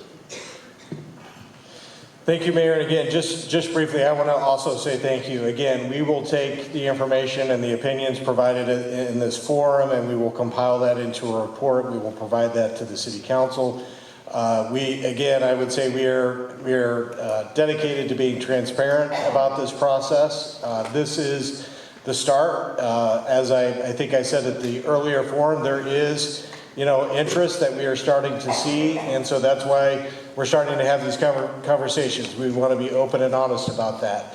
And the feedback that you have provided is very, very helpful. And so I think Tricia, made the comment about everybody coming together in community, and I think there's a lot to be said for that. So truly appreciate everybody coming here. Again, there's no kind of time frame on this. We will put together the report, and then I do anticipate the city council looking at some sort of policy on this in the future. But that will be publicly made available, that will be transparent, there will be an opportunity for public comment at those times. And I would just say, again, that at no time are we going to throw something on the agenda that, is going to overnight, oh, I missed this on the agenda, now we've got a hyperscale data center in our community or right next to our community. We are committed to being transparent about this and looking into the concerns and appreciate the additional questions. I heard some things in this forum that I had not thought about before, so things that we will go back and look at further, but again, just really appreciate everybody taking time tonight. Thank you very much. And to close, I appreciate, again, as we've all said tonight, you being here.